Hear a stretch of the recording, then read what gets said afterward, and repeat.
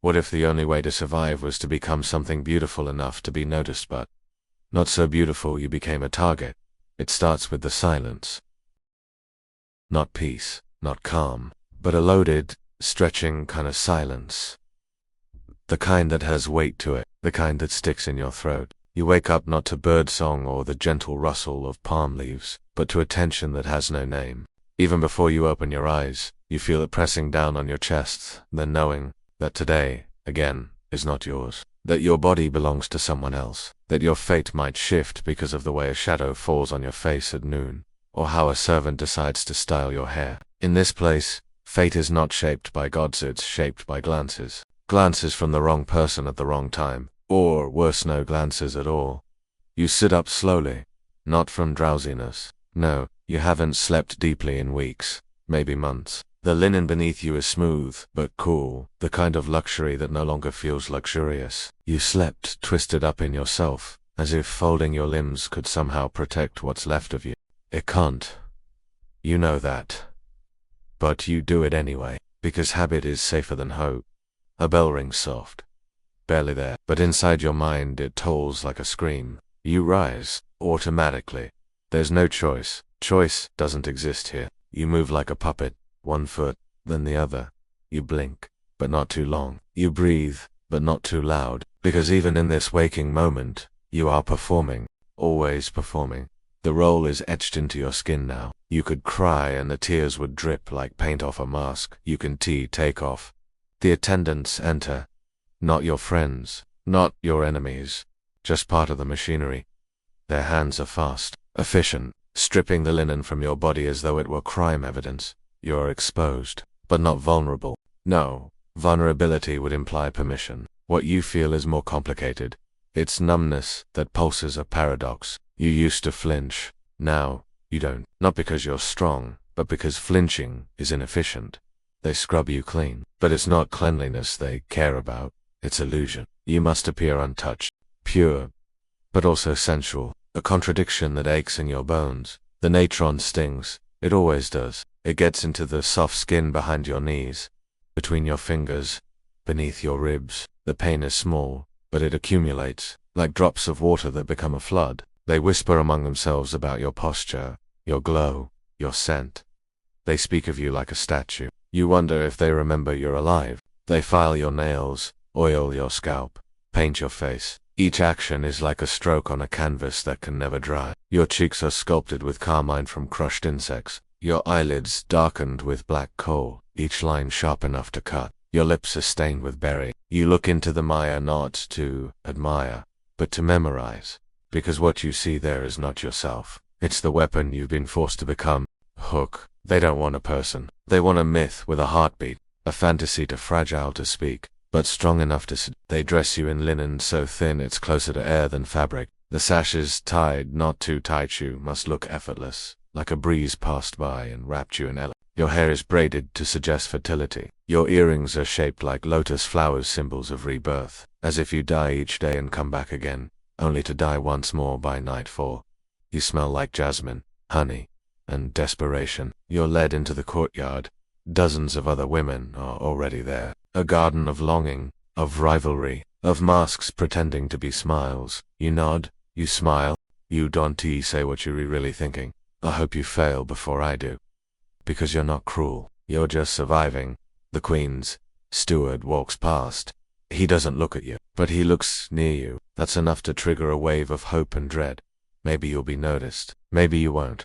Maybe being noticed will save you, or destroy you. Because here, both things look the same. You're seated under a canopy. The cushions are plush. The sun kisses your skin. The moment looks serene. But inside, you are coiled tight as wire. You sip water like it's wine. You hum a melody you barely remember from the village you were stolen from. You count your breaths. 1, 2, 3, and then stop. Because control is dangerous. If they know you're trying, you've already lost. Across the courtyard, another girl drops her bowl. A tiny clay dish. The sound it makes when it breaks is sharp and loud, like a scream that got caught in the throat. Everyone turns, just for a second, but long enough for judgment to take root. You know what will happen. The whispers, the sideways glances, She's clumsy, she's nervous, she's failing. You turn your head, not too fast, just enough to look disinterested. You don't want to be associated. Guilt here is contagious. Just being next to a mistake can make you a mistake. You know that now. HOOK. In this world, even your silence is monitored. Every glance, every blink, is a page in your invisible resume later. You are called for song practice. Not to sing beautifully, but to sing in a way that flatters. The difference is subtle but fatal. You sit in a half circle with the others. A harpist plucks chords. You mimic soft tones, rising inflections. Every note a calculated seduction. The instructor stops mid. Her gaze cuts through the group like a dagger. You, third from the left, you blinked on the third beat. It's not you, but your heart drops anyway, because it could have been. Next time it might be. And how do you prepare for that? You can't. Not really. You just learn to breathe in rhythms that don't match your own. When it's over, you're not dismissed. You're redistributed. Some to posture class, others to body language training. You're taken to the walking hall. A strip of polished stone meant to teach elegance's balance, suffering. They place a jar on your head. Not full, just heavy enough to remind you who's in charge. You walk, one foot in front of the other. Arms loose but not swinging. Neck tall but not stiff. Smile present but not sincere. Someone stumbles. Not you, but it doesn't matter. Everyone is punished. One by one, you're made to kneel. Not for failure, for being adjacent to it, because proximity is peril. You don't have to sin here. You just have to be nearby when someone else does. When they let you go, the air feels too thick. Your joints ache. You want to cry, not from pain, but from the knowledge that none of this will matter. You could perform perfectly every day for a year and still go unnoticed, or worse noticed and discarded. You sit in the shadow of a fig tree, the sweetness of its fruit, a mockery. You used to eat figs because you loved them. Now you eat them because they make your lips look redder. You chew slowly, delicately. The skin peels in your mouth like memory. You think of your mother, her hands, her voice, the lullabies. The stories about goddesses who turned into stars. You believed them once. You don't anymore. Stars are too far away. You're here, in this garden of shadows. This temple of performance. This stage where no one claps, but everyone watches. And still you sit straighter. You lift your chin. You swallow your fig and your tears. Because someone might be watching. And hope, no matter how poisoned, is still better than nothing. Imagine every breath you take is borrowed. Every smile you give is rehearsed. Every second you exist as a test graded by eyes you'll never meet, in a language you never chose. The afternoon drags like a blade across time. The sun reaches its zenith, scorching the marble beneath your feet, but you're not allowed to sweat. No one is. Perspiration is forbidden here, ugly, human, unbecoming. And yet your back is damp. Between your shoulder blades, sweat gathers like secrets. You pretend it doesn't exist. Like everything else you're forced to swallow. You're summoned again, not with words, but with a bell so faint it could be your imagination. But it's not. You rise. Again, the mat is warm from your body, but you leave no imprint behind. You've been trained not to. Trained to move like vapor, not woman. You follow the servant silently. Each step echoing down corridors painted with gods who no longer answer prayers. Columns rise like accusations, murals of lotus flowers, battles, and guards with animal heads line the path like silent witnesses to your surrender. You're led to a different room this time, not the usual chamber for posture or recitation. This one smells of rosewater and something sharper cinnamon or politics. It's cooler here, which means something important is about to happen. Important means dangerous. Always. Inside. Several senior concubines are already seated. You know them by the stillness of their bodies, the precision of their eyes. These are women who have learned to become air. Invisible until summoned, lethal when needed. You are told to sit among them. You do, carefully. The cushion is firmer than you expect. You adjust your sash, not because it's loose, but because it gives your hand something to do. You sense everyone watching, even as no one looks. Hookier glances are arrows. Stillness is armor. And silence is the sharpest sword of all.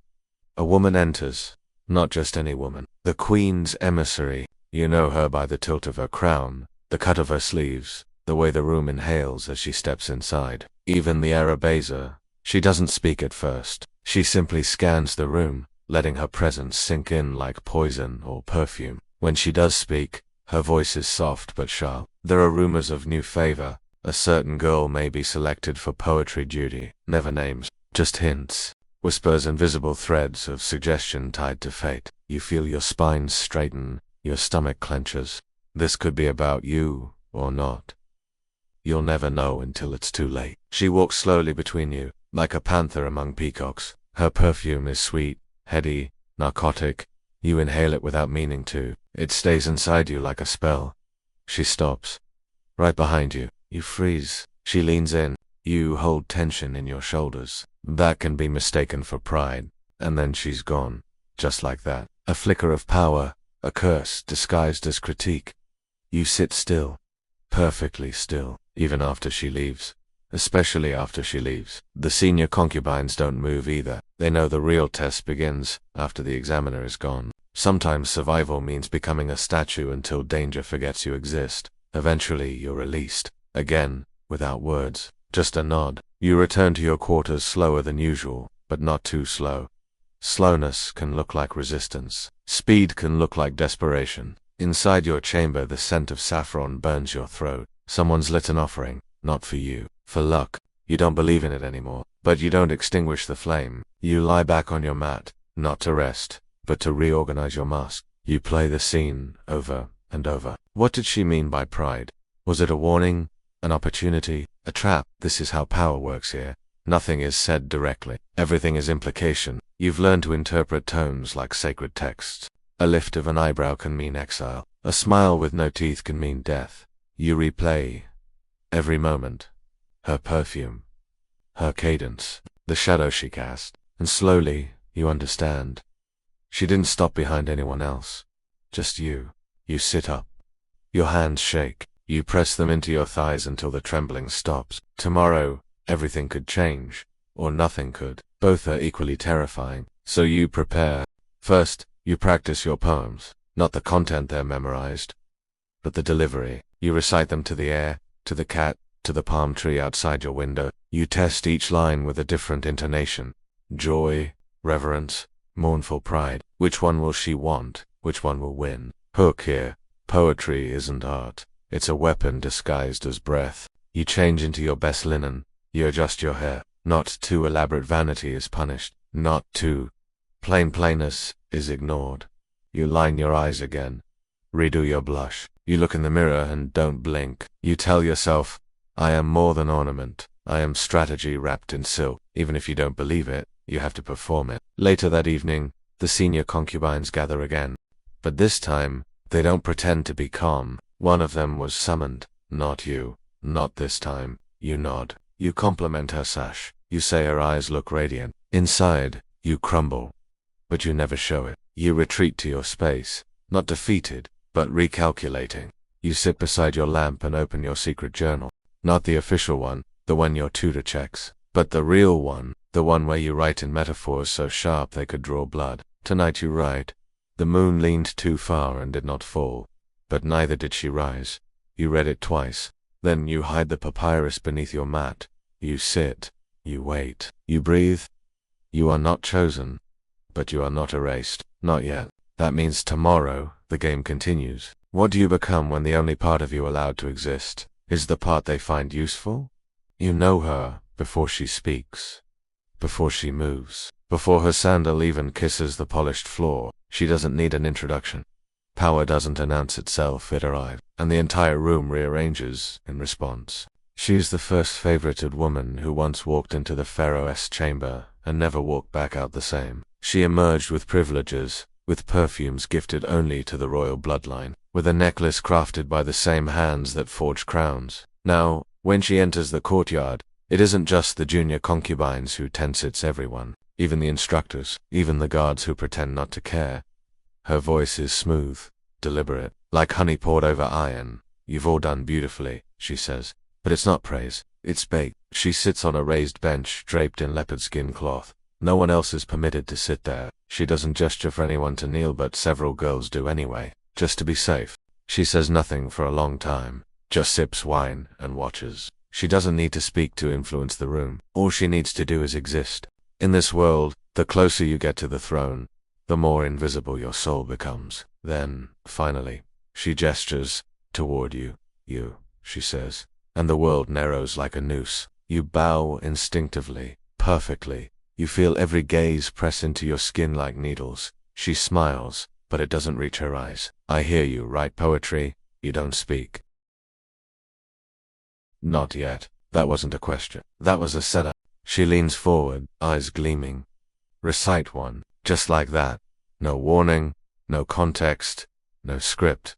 You rise, slowly. Your knees ache. You ignore it. Your mouth opens, and your voice, quiet, clean, controlled, spills the lines you've rehearsed alone in the dark. I dreamed of papyrus leaves, soft as the skin of longing, and a wind that sang of fire, but cooled its mouth in silence. When you finish, the silence is thick enough to drown in. She studies you, not your words, not your tone. You. Then she says, that poem is not about papyrus. You don't respond, because she's right. It's about her. Everyone knows it. Okay. In this place, poetry is prophecy. And prophecy gets people reassigned, or disappeared. You bow again, deeper this time. You feel your spine stretch, and you hold it, long enough to humble yourself, short enough to not appear desperate. When you rise, she's still watching you. Interesting, she says. Then she looks away, and in this world, that's the signal to breathe again. Later, you're summoned to a chamber you've never entered before. The walls are painted with falcons. The lamps are shaped like lotus. The floor is so polished you see your own uncertainty reflected back. A priest is waiting, a quiet one. Older eyes, like polished stone. You are being considered, he says. You don't ask for what. You know better. He holds out a scroll. You take it, unroll it. The words aren't complicated, but the weight behind them is. They speak of balance, loyalty, a future role, something close to diplomacy, but wrapped in honey and risk. You finish reading. He nods, takes the scroll back. Then he says, do you know the price of favor? Your mouth opens. Nothing comes out. He smiles. It is never paid in gold. You always thought the danger was in being ignored, but now you learn the truth. The real danger is being seen. That night, you don't sleep. You lie perfectly still beneath your linen. Your breath is shallow. Your hands folded over your stomach like you're preparing for burial. You try to remember the last time you felt safe. You can't. You try to remember what you even wanted before all of this. Before the oils, the scripts, the sharpened smiles. Did you want love, freedom, a name? Now, all you want is a tomorrow where you are still useful enough to matter, and not dangerous enough to erase. The next morning, you're woken, earlier than usual. No bell, just a firm knock. You rise, dress quickly, no color. A senior attendant takes you down a hallway with no windows, the kind that make time disappear. You count the steps to stay anchored. You lose count at 70. At the end, a door, painted black, no guards. Just silence. She opens it. Inside is a small room, a single lamp, a bench, and the first favorite. She sits in shadow. Her eyes catch the light like daggers. Sit, she says. You do. She pours tea, not wine, not water, tea. This is not a luxury. This is a test. She doesn't speak, just watches you sip. The silence stretches like thread about to snap.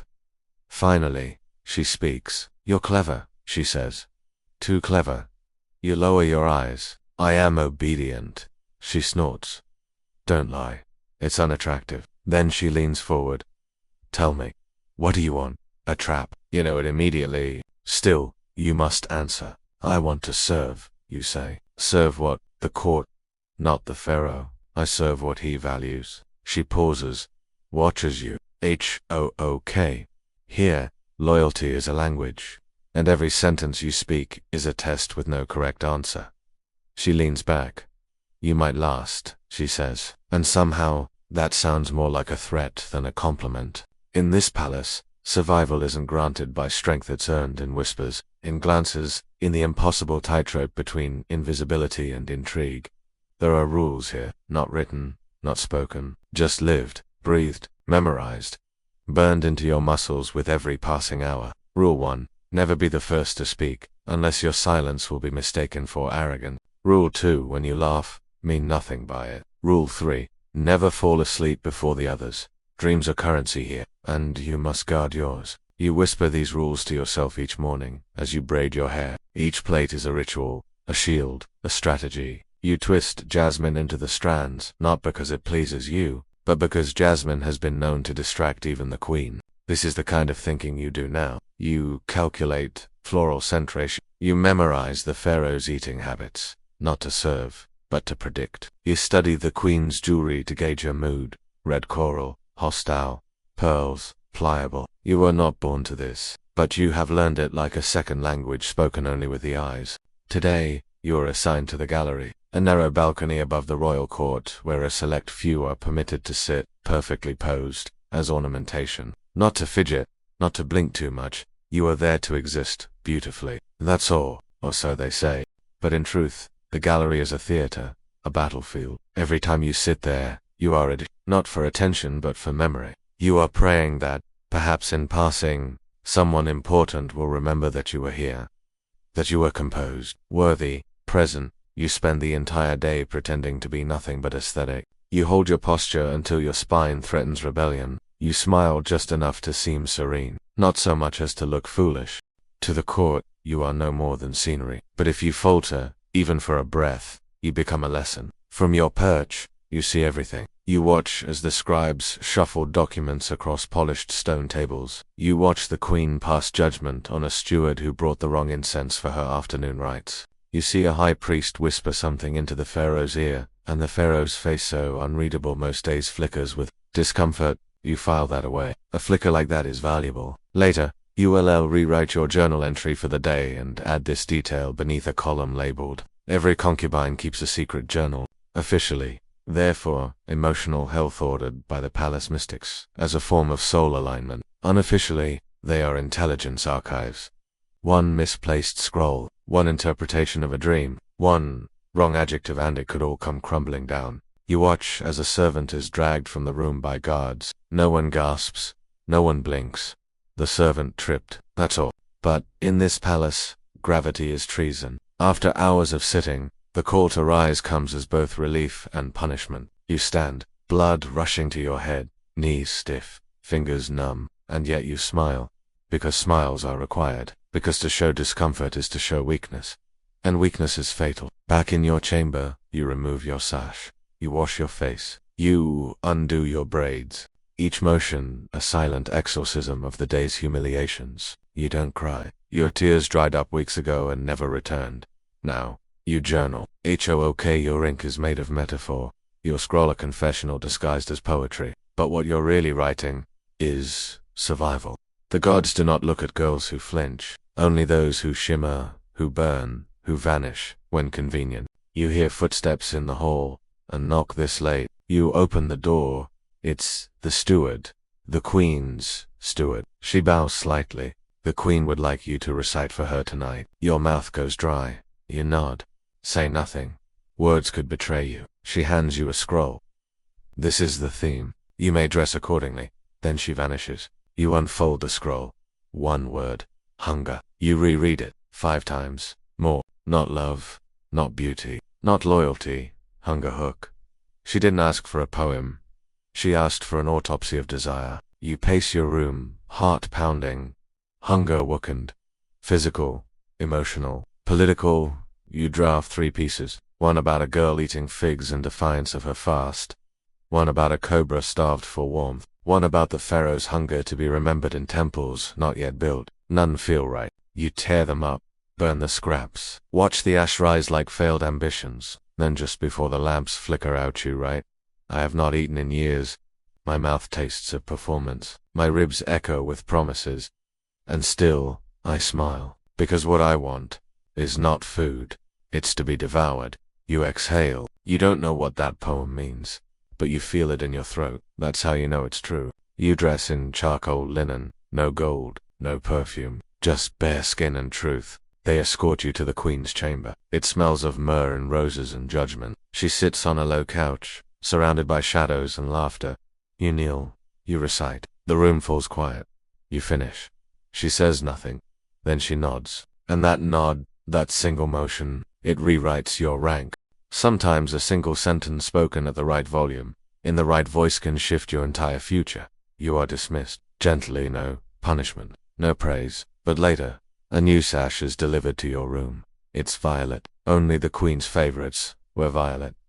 You stare at it for a long time, then, without ceremony, you fold it, place it beside your journal, and finally you sleep. In this palace, your rise is quiet, your fall is thunder. The violet sash is heavier than it looks. You hold it like it's a verdict folded neatly on your lap. Its color so deep it seems to pull the light from the room. It doesn't shimmer, it devours. A color only given to women who've not only been noticed, but remembered. You haven't touched it in 3 days. Not because you're ungrateful, but because you understand what it means.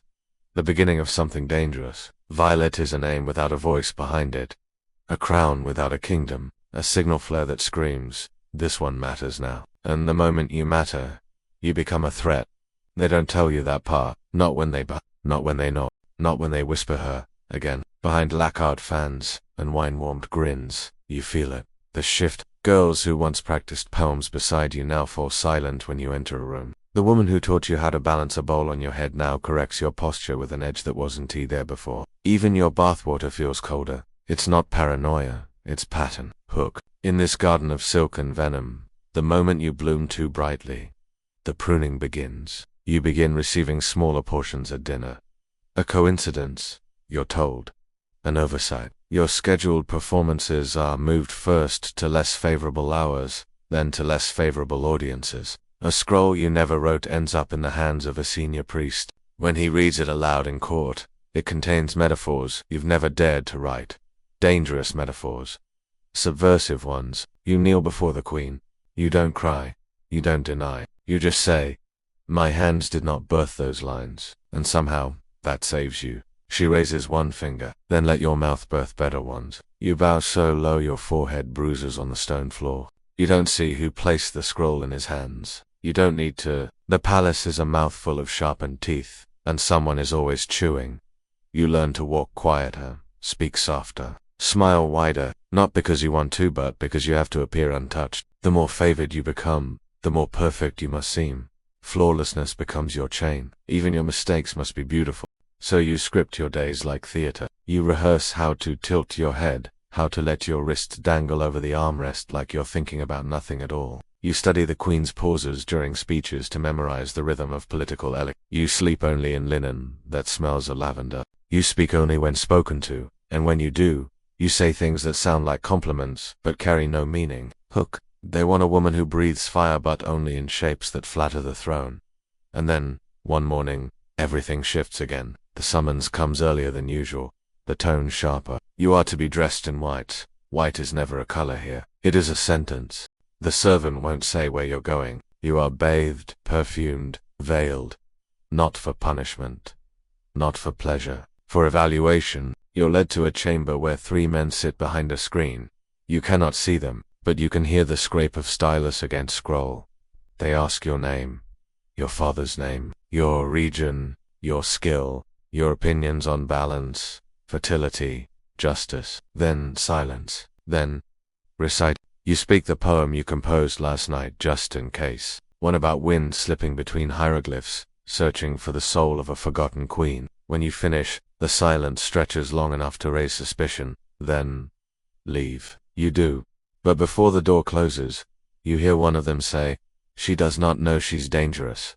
That makes her useful. You don't know what that means. Not yet. But you carry those words back to your chamber like coals pressed into your palms. You were never taught how to hold power, but now they ask you to carry it in your bare hands without bleeding. Later that night, a sealed scroll arrives. Your name is written in gold ink. Not red, not black, gold. Inside, an invitation. You are to dine in the Hall of Echo, a place only 7 women have entered this season. 3 returned with rings. 1 with a villa. 2 disappeared. 1 never left. Your fingers tremble, but not from fear, from certainty. This is your precipice. You don't sleep that night. You don't need to. Adrenaline is better than dreams. You prepare without instruction. You wear the violet sash. You braid your hair like armor. You choose no perfume. Let them smell your truth. At the entrance to the Hall of Echoes, 2 guards stop you. They examine your eyes, your hands. One of them mutters, she doesn't flinch. The other replies, then let's see what she hides. The doors open. Inside is not what you expect. No one else is there. Just a single table, one chair, one scroll.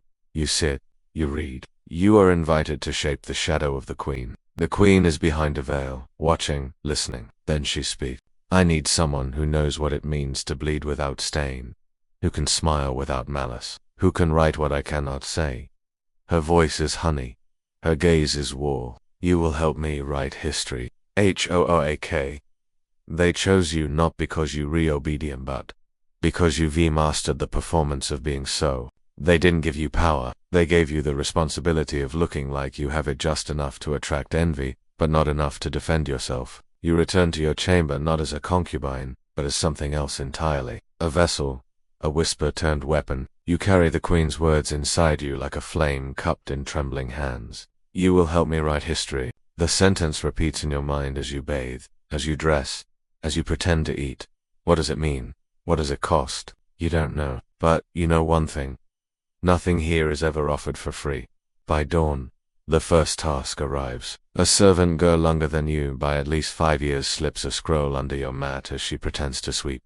She doesn't look at you. That's part of the message. You wait until the corridor empties before unfolding it. One word, written in the queen's hand. Rewrite. That's it. You stare at the scroll. There's no poem attached, no script, no reference. Just a command. Ambiguous. Terrifying. You sit for hours, staring at the blank linen like it holds a curse. Then you realize you are the one being rewritten. This isn't about poetry. This is about control. Hook. The most dangerous part of power isn't using edit, espionage to prove you deserve it without knowing the rules. You write a piece about a shadow that walks behind a lion, unnoticed, yet shaping every step. When the steward retrieves it, she doesn't speak. She takes it with gloved hands, bows slightly, and vanishes. No reply comes that night, or the next. You begin to wonder if you've failed, if that one metaphor undid you, if the queen read it and saw too much of herself, or not enough. Then, 3 days later, you're summoned. This time, not to the Hall of Echoes, to the mirror chamber. It is rarely used. Only twice this year. Both times, someone vanished. When you enter it feels like drowning in yourself. The walls reflect you from every angle, not just your body, but your hesitation, your fear, your thoughts. The queen waits, seated beside a water basin. You kneel. She gestures. You see how the water reflects only what you show it. You nod, but not what you mean. Another nod. She leans in. That is your power now. You don't respond. You don't breathe too loudly, because this is an instruction. It's induction. She rises. Her perfume is ancient and expensive like crushed roses sealed in honey, buried with secrets. I want you to compose the eulogy for the king's mother. You blink once. That funeral will be public, political, broadcast through the empire. She steps closer, and I want it to hurt. Only in this palace can a eulogy be more dangerous than a sword. You don't sleep for days. You read every record of the Queen Mother, her deeds, her crimes, her superstitions. You learn she once refused a blessing from a priestess because she didn't like the sound of her name. You learn she funded temples and ordered the deaths of 6 midwives accused of bearing cursed children. She was feared, worshipped, hated. You begin the draft. You write in layers. On the surface, reverence. Beneath it, exposure. You compare her legacy to desert wind shaping the landscape, never asking permission. You end with, she was the silence between footsteps, the shadow that taught even kings to flinch. When the queen reads it, she doesn't speak. She simply slides a gold ring across the table. You don't dare touch it. Yet Hook, sometimes the only way to win in this palace is to bury your message inside a compliment so elegant. From that moment on, you are no longer among the general concubines. You are classified as attached to the throne, not quite consort, not quite servant, a whisperer, a courtly ghost. Some envy you, others fear you. You begin receiving private audiences with the queen. Not for conversation, for calibration. Each visit is a test of precision. She gives you 4 words. Storm, loyalty, birth, mercy. You turn them into a prophecy about the coming floods. She nods once and says, now make it sound like a threat. You do. This becomes your rhythm. She feeds you seeds. You grow them into weapons. But with each visit, you notice, she's asking for more. Her metaphors grow darker, her tone sharper. You begin to understand. She is preparing for war. And you are her armor made of ink. Hook, you didn't rise to power. You became its echo, haunting every corridor, unreadable and untraceable. One night, you returned to your chamber to find your journal gone. Not misplaced. Taken your breath holds. That journal held everything: your poems, your metaphors, your real thoughts. You report it, carefully, formally, but the steward only says, "The queen keeps what feeds her." You say nothing, you feel naked. Later that week, a new scroll arrives, a poem you wrote months ago, one no one else ever saw. It has been edited, your metaphors are intact, but the conclusion, different, more loyal, less honest. You don't ask who altered it, you just start locking your heart tighter than your door. From now on, your mind becomes your only They took your voice and turned it into a mirror, but they forgot mirrors can also blind. The higher you climb here, the more invisible your humanity must become. Only masks survive at this altitude. Your room is no longer yours. The moment your journal disappeared, something shifted. The air feels different now. Not heavier, just more observed. Every gesture you make feels recorded, archived, ready to be used against you later. You light no incense. You speak to no one unless addressed. Even your sighs feel suspect. Some nights, you sleep with your hand curled around a reed pen, as if that one fragile object might defend you from erasure. But what you fear most isn't punishment, it's replacement. Because here, you're not one of many. You're a singular threat in the shape of a girl who obeys. The queen still summons you, but now her eyes linger longer. Her silences sharpen, her requests mutate. One morning she has you compose a love poem. Simple, harmless, except the subject is unnamed, the tone possessive, the metaphor fire, wrapped in silk. When it's recited publicly 3 days later, you hear gasps ripple through the chord. Because the pharaoh looks at no one, but the queen looks only at you. Hook, sometimes the deadliest war begins with a compliment spoken too loudly. You begin to notice things. Your food is now delivered by different hands. Your linen smells subtly off. Your favorite sandals vanish. A senior concubine accidentally spills scented oil on your scrolls. She apologizes with a smile so wide, it bruises. Later, your bath is drawn to cold. The mirror is gone from your chamber wall. The small comforts that made you feel like a person stripped away, one by one. Not enough to complain, just enough to remind you. You are no longer protected by anonymity. Now, you are a symbol, and symbols attract sharpened eye. The queen asks you to accompany her to a sacred burial, right? It's an honor, on paper, but you've read between lines for too long to miss what this is. A stage. The ritual is brief. The crowd, intimate, performative. She hands you a lit incense branch, gold-tipped, heavy. The weight of it feels personal. You're instructed to walk behind her, 2 paces back. Never beside, never ahead. Hook, even reverence here has choreography. One wrong step, and your devotion becomes defiance. During the ritual, she recites your words, not the ones she altered, your originals. You feel your chest tighten. She says them louder than needed, her voice dripping with grace, but her eyes never leave the priest's. When it ends, she doesn't thank you. She doesn't have to, because now everyone knows. The queen doesn't just speak, she speaks through you. That night, the steward delivers a folded robe to your room. Black linen. It's not for mourning, it's a mark. Only those permitted to speak without permission wear black. You dress in it slowly, and as the fabric touches your skin, you feel yourself disappearing into something bigger, colder, less yours. You're no longer a girl who writes. You're a weapon disguised as poetry, a presence built for political sorcery. From now on, you're escorted everywhere, not for your protection, for theirs. Every room you enter shifts. Whispers follow your footsteps. Jokes stop when you arrive. Even your silence now sounds like strategy, but it's not power. Not really. Because power here doesn't come from what you can do. It comes from how easily you can be destroyed for doing it. So you rehearse new smiles, short about. You memorize the width of silence between compliments. You begin writing letters with invisible ink. You learn which flowers mean watch your back, and which ones mean don't drink anything tonight. One morning, you wake to a message burned into the palm leaf mat outside your door. Black speaks louder than blood. No signature, no explanation, but you feel your breath catch just the same. Hook, fear doesn't shout in this palace. It whispers just loud enough to make sure you never sleep too deep.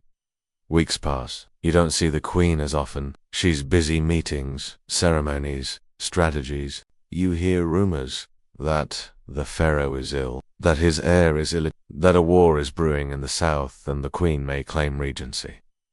You write constantly, but your words are no longer yours. Each poem, each prayer, each blessing, you craft them like traps, like diplomacy dipped in wine, like riddles that could crown or kill, and through it all, you start to feel it, the numbness.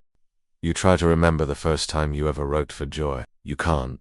You try to remember your mother's voice. Nothing. Even your dreams are now written in someone else's handwriting.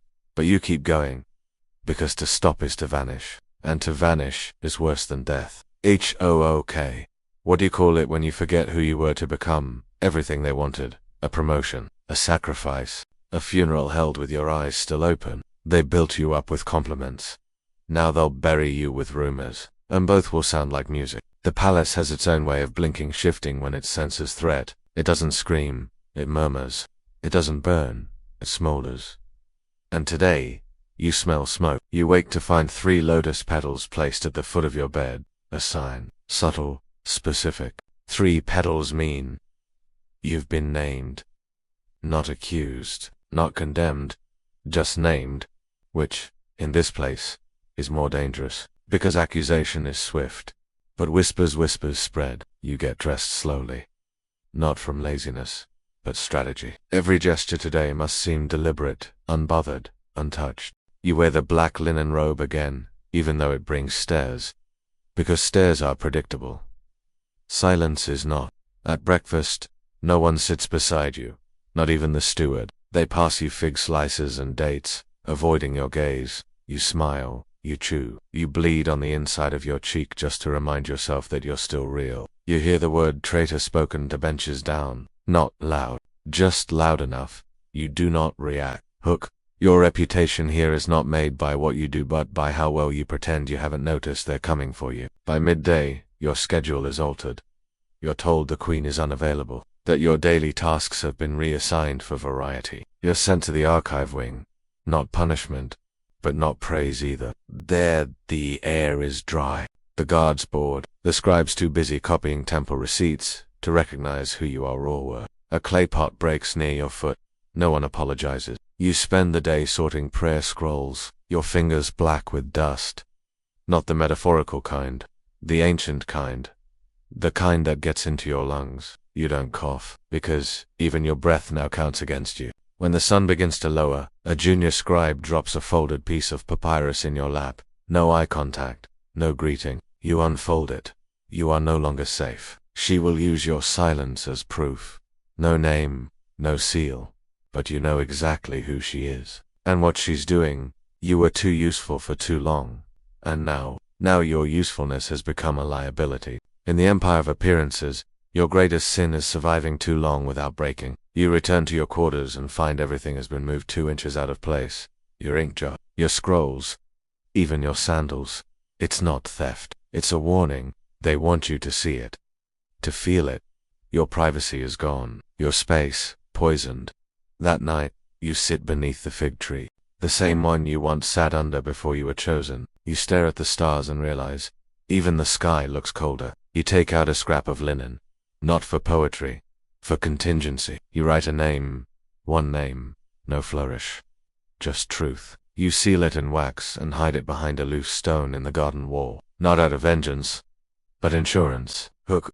The queen taught you how to write secrets. Now you're writing your own survival clause. The next day you're summoned. Not by her, by the high priest. You bathe, dress, anoint, prepare.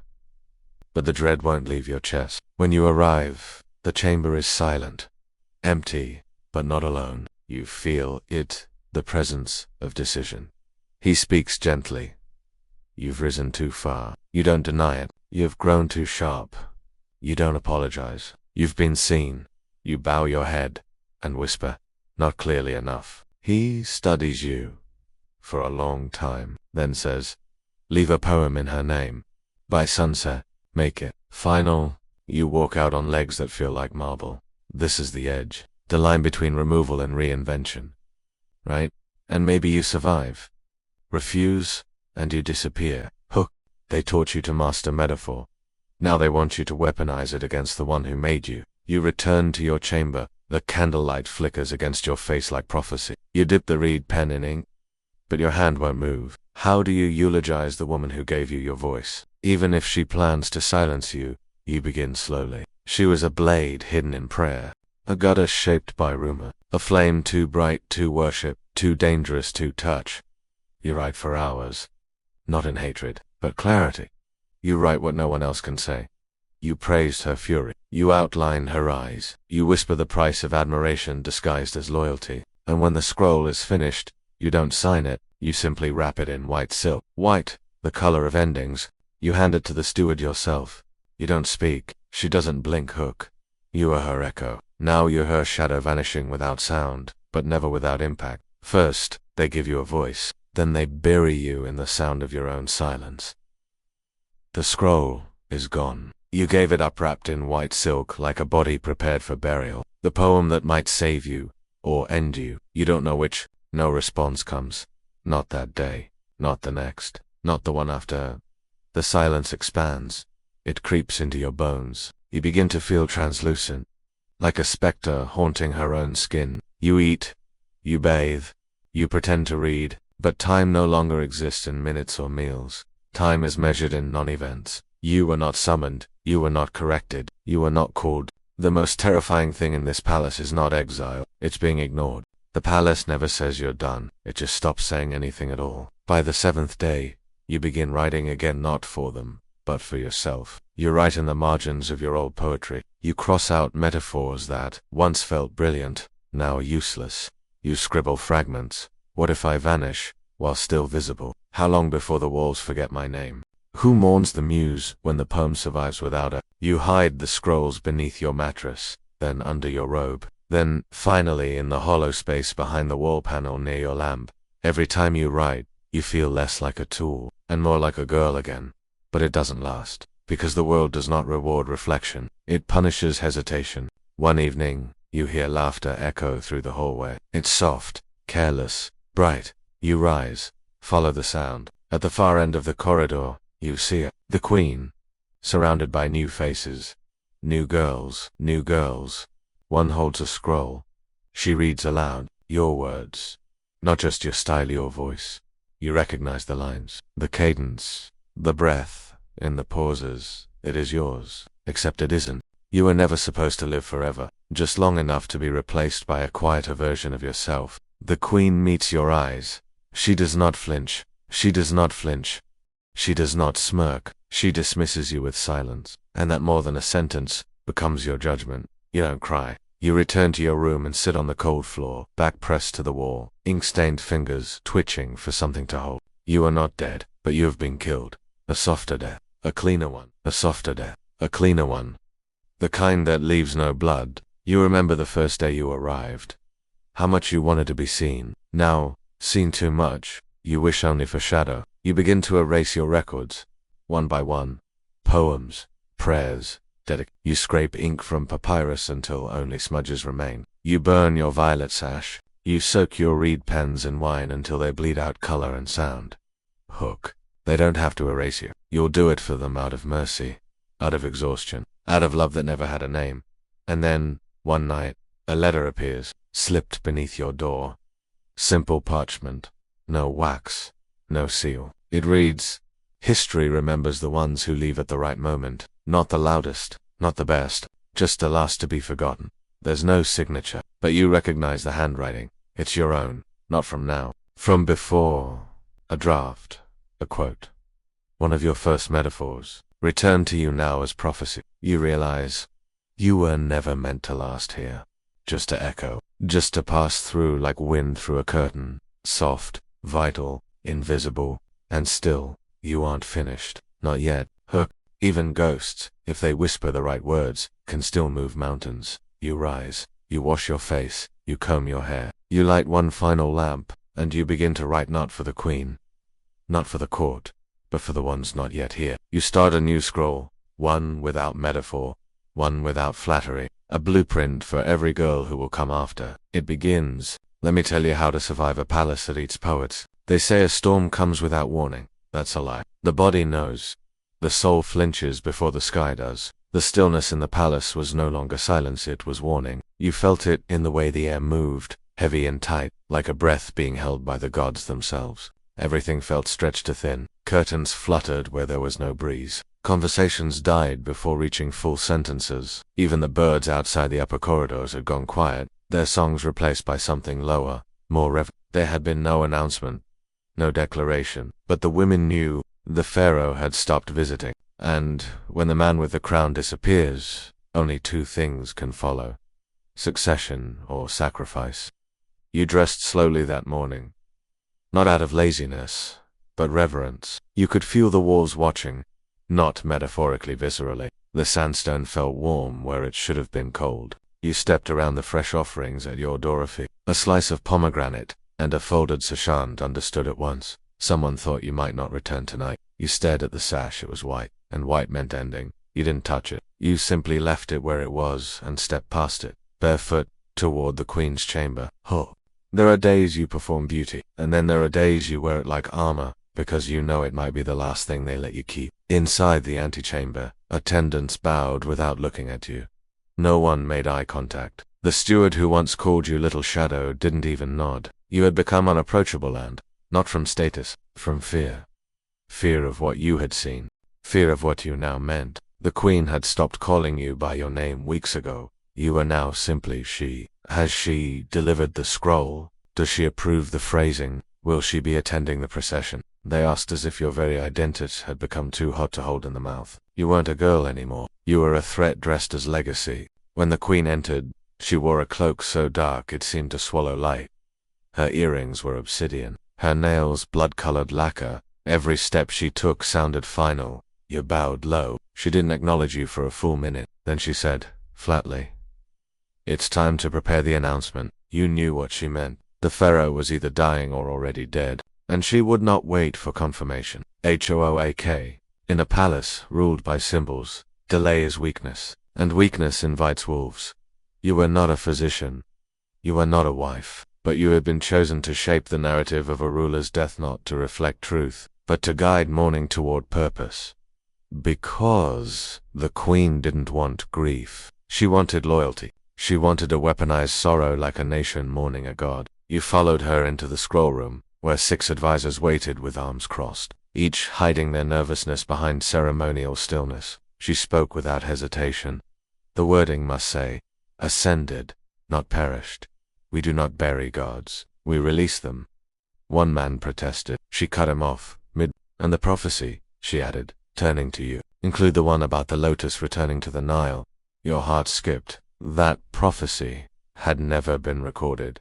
You'd invented it months ago, as a metaphor in a poem. Now it would become national doctrine. This was the price of influence. Your fiction becoming history. Hook.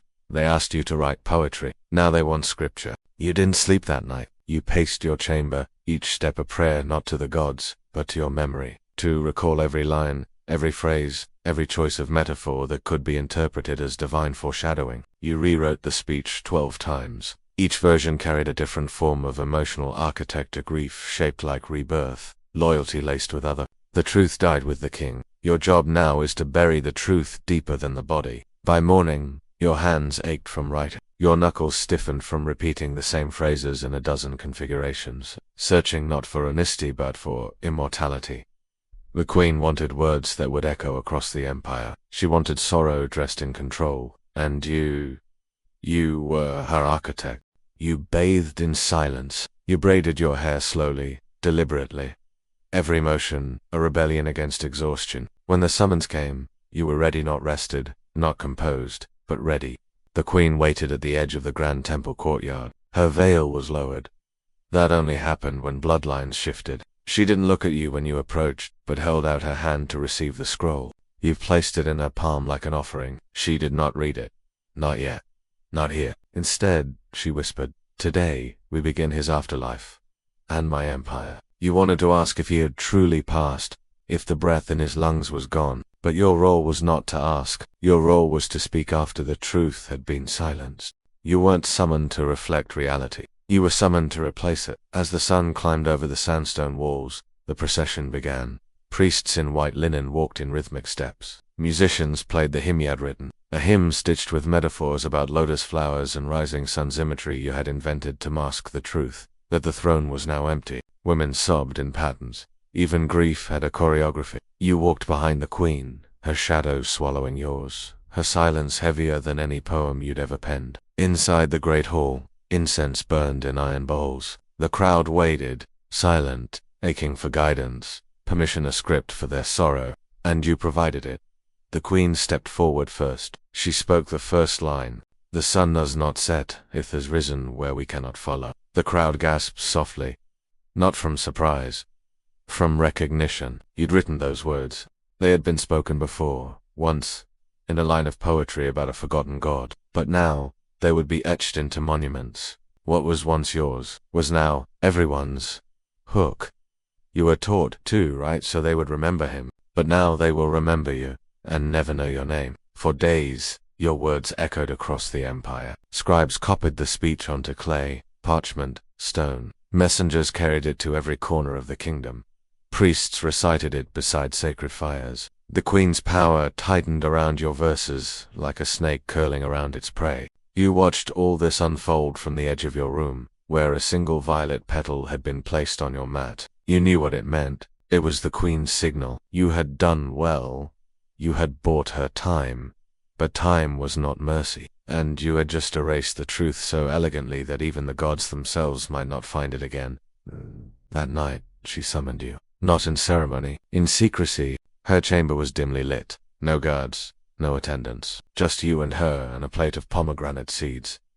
She offered you one. You declined. She smiled.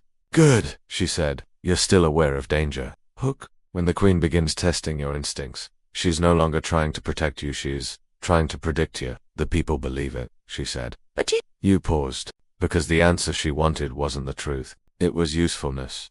I believe it serves, you replied. Her smile widened, and for the first time, you saw it not affection, not pride, but fear. You had risen too high, too quickly, too quietly, and now she didn't know what you were capable of. She dismissed you without another word, but as you turned to leave, she added, you should rest. You may not have that luxury again. You did not sleep that night.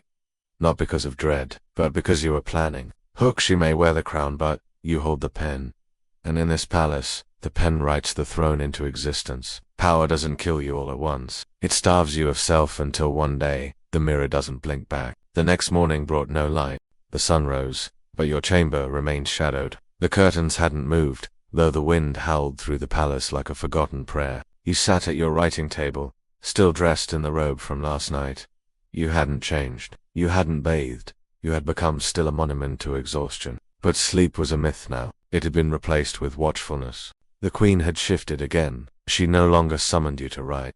She summoned you to listen. She wanted your silence now more than your voice, and that terrified you more than anything, because silence meant you were no longer a tool. You were a witness.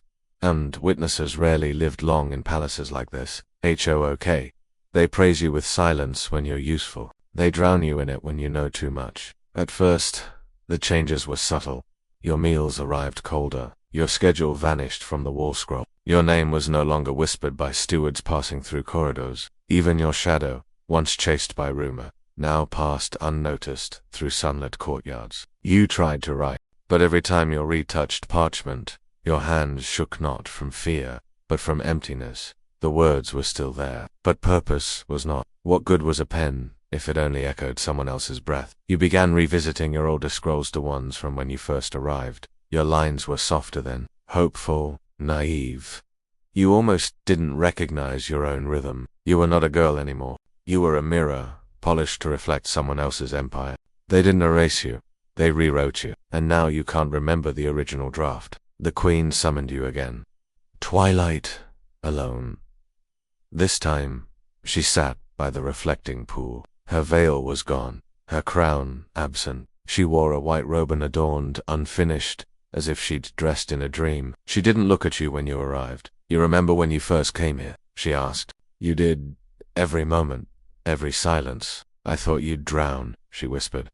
All that sensitivity, all that truth. You waited.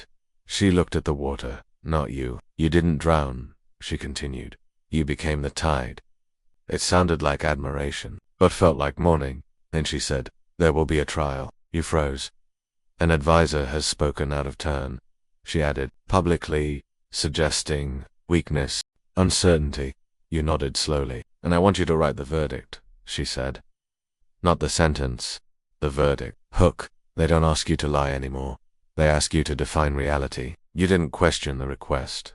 You didn't ask who. You simply returned to your chamber and dipped your pen in ink that felt thicker than usual, like blood left too long in the sun. You wrote a paragraph that didn't name the advisor. You named the betrayer. You likened it to a cracked vessel once trusted, now leaking truth in all the wrong directions. You compared it to a well that poisons those who thirst for clarity. You ended it with, "In the court of devotion, the loudest cries are often the first to drown." You folded the scroll. You sealed it in wax. And then, because no one had asked for it yet, you added another line at the bottom, a warning. "Let no voice be louder than the Queen's silence." Hook, you weren't writing a sentence. You were digging a grave in prose. The next day, the advisor vanished. Not imprisoned, not punished, just gone.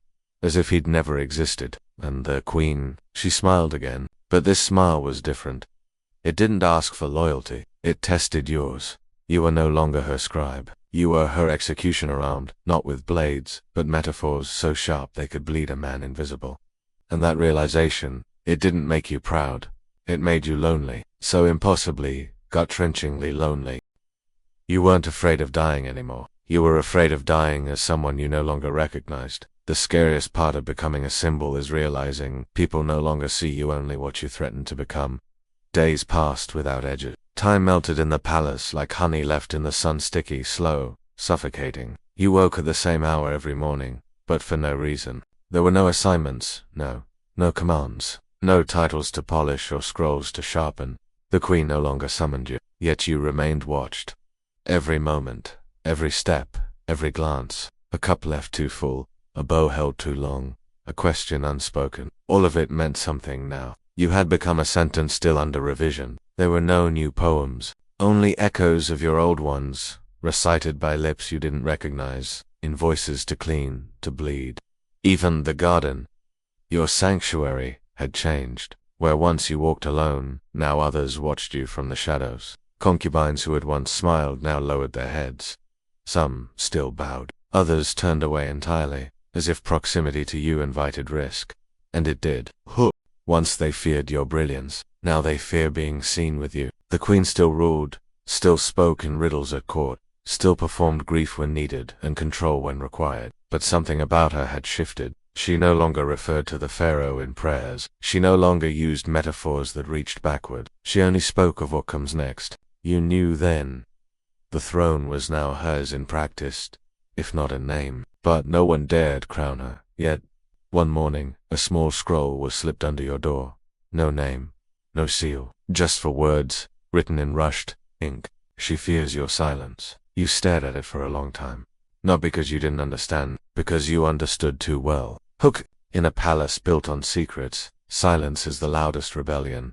That evening, you didn't light your lamp. You sat in the dark, listening to footsteps pass your door. You thought of every truth you had buried inside verses, every lie you'd laced into loyalty, every name you'd written in reverence, even when your hands trembled with shame. And suddenly, you felt it, not guilt, grief. Grief for the girl you used to be, the one who wept the first time she was complimented by a stranger, the one who once dreamed of a quiet life beyond the walls, the one who still believed poems were spells, not weapons. That girl was gone. And in her place stood a woman so dangerous that even her absence made queens flinch. HOOK, you survived every trap, but now you live in the cage you've built yourself. You tried to write again, not for her, for you. But the ink wouldn't stick to the page. Every sentence felt like a betrayal of what you didn't know.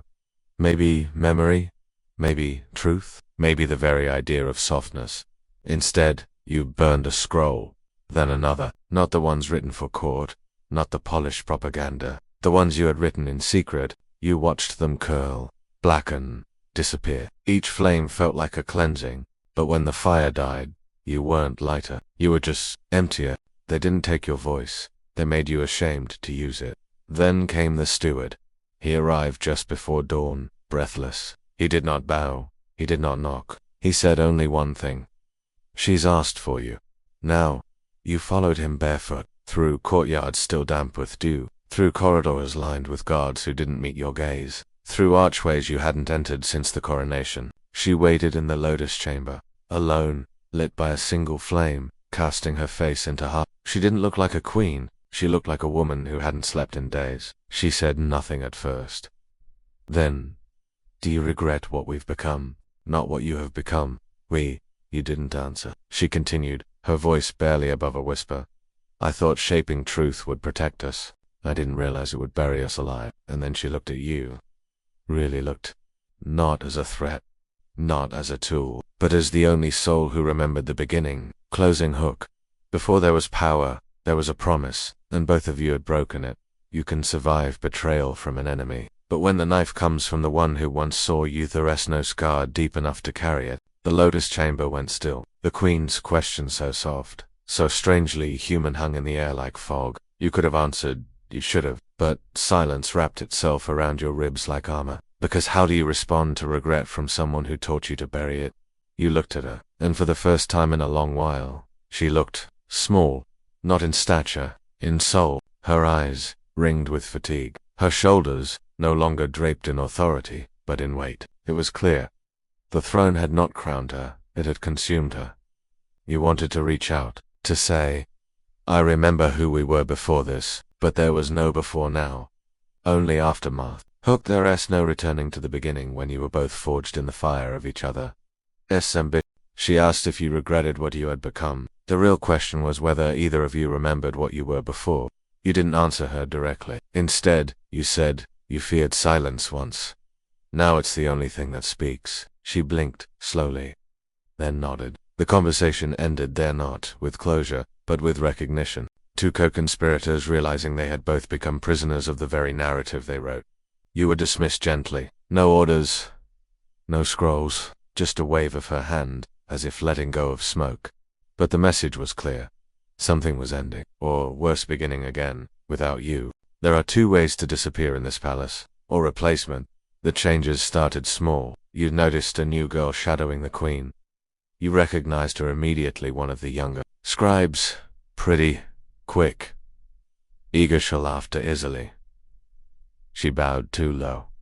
She hadn't learned fear yet, which made her dangerous. You saw her delivering scrolls, scrolls you should have carried. You saw her correcting your phrasing, and then, one day, you heard her recite a verse at a ceremony, a verse you had written years ago, buried in a private scroll, and yet she spoke it like it was hers.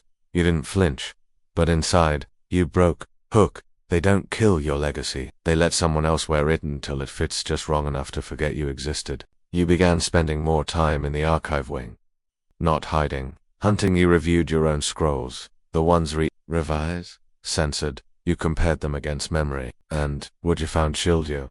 Whole stanzas erased, lines softened, messages reversed.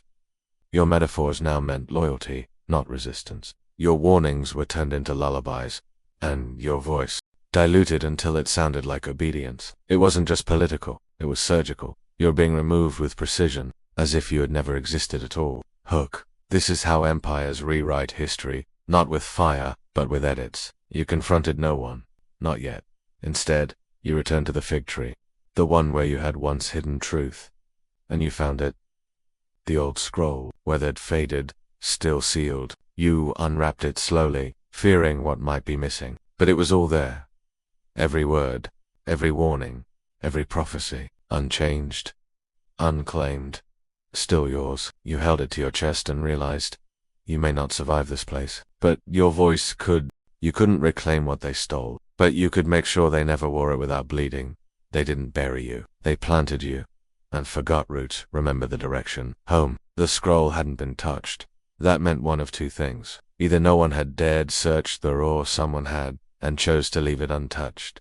Both possibilities terrified you. But terror was no longer unfamiliar. It had become background noise, like the whisper of wind through limestone, constant, shaping, quiet. You tucked the scroll back behind the stone, sealing it again, but looser this time. You weren't hiding it anymore. You were leaving a map, because now, you weren't just trying to survive. You were preparing for someone else to awaken. Hook, they tried to erase you.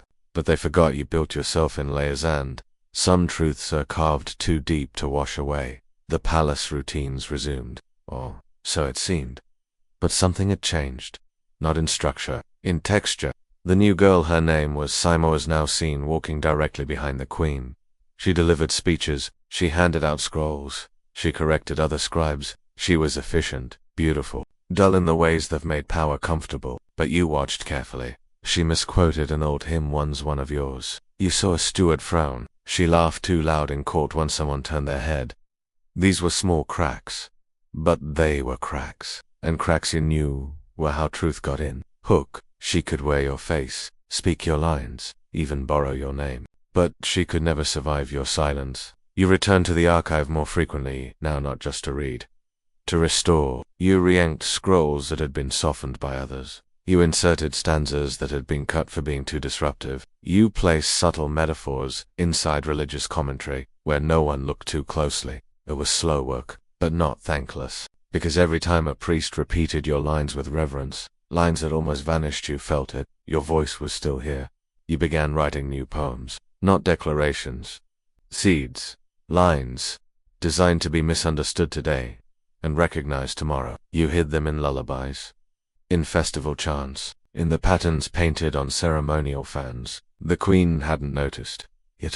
You weren't building rebellion. You were building memory. One night, a child approached you in the corridor. She couldn't have been more than 10. She bowed, shy, awkward, and then said, "My mother sings your poem when she washes our hair." You froze. "Which one?" you asked. She hummed a few lines. It wasn't one of the palace poems. It was one of your hidden ones. Planted inside a prayer years ago. A private truth. Now passed down, mother to daughter. Touched her cheek, and for the first time in what felt like eternity, you smiled. HOOK.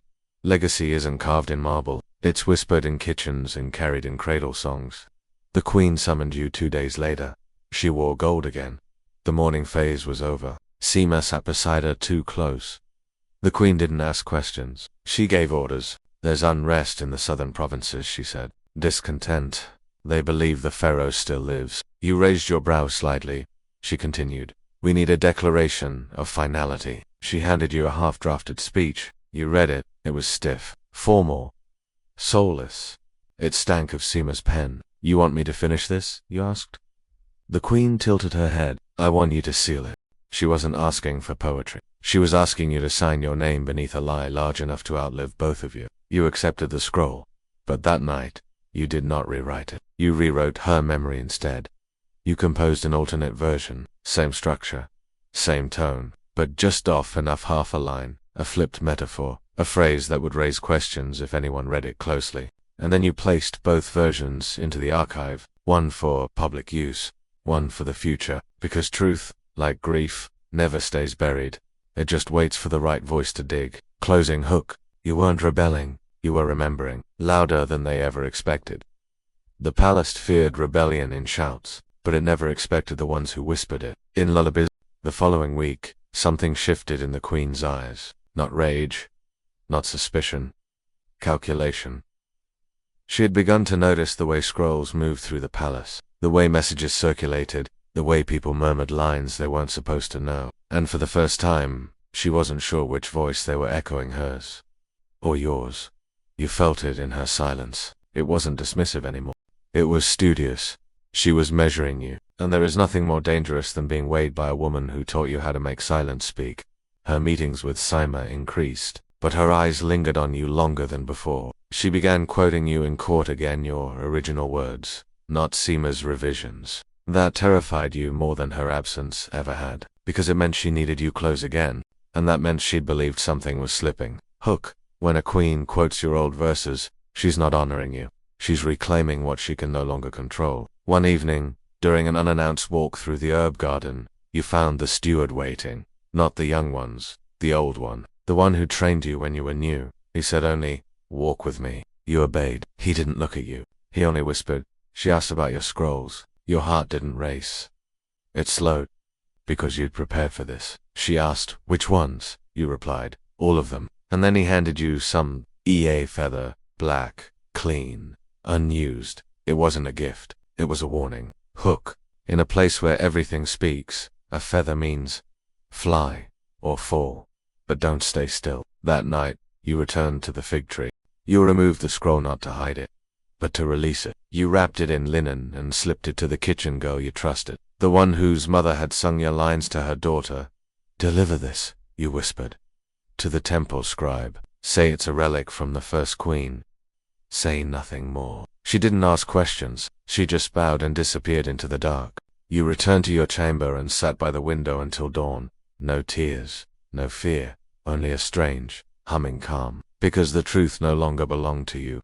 It was in motion now, and the queen could not catch what she couldn't see. She feared your rebellion, but what she should have feared was your peace. Peace meant you no longer needed her name to make yours matter.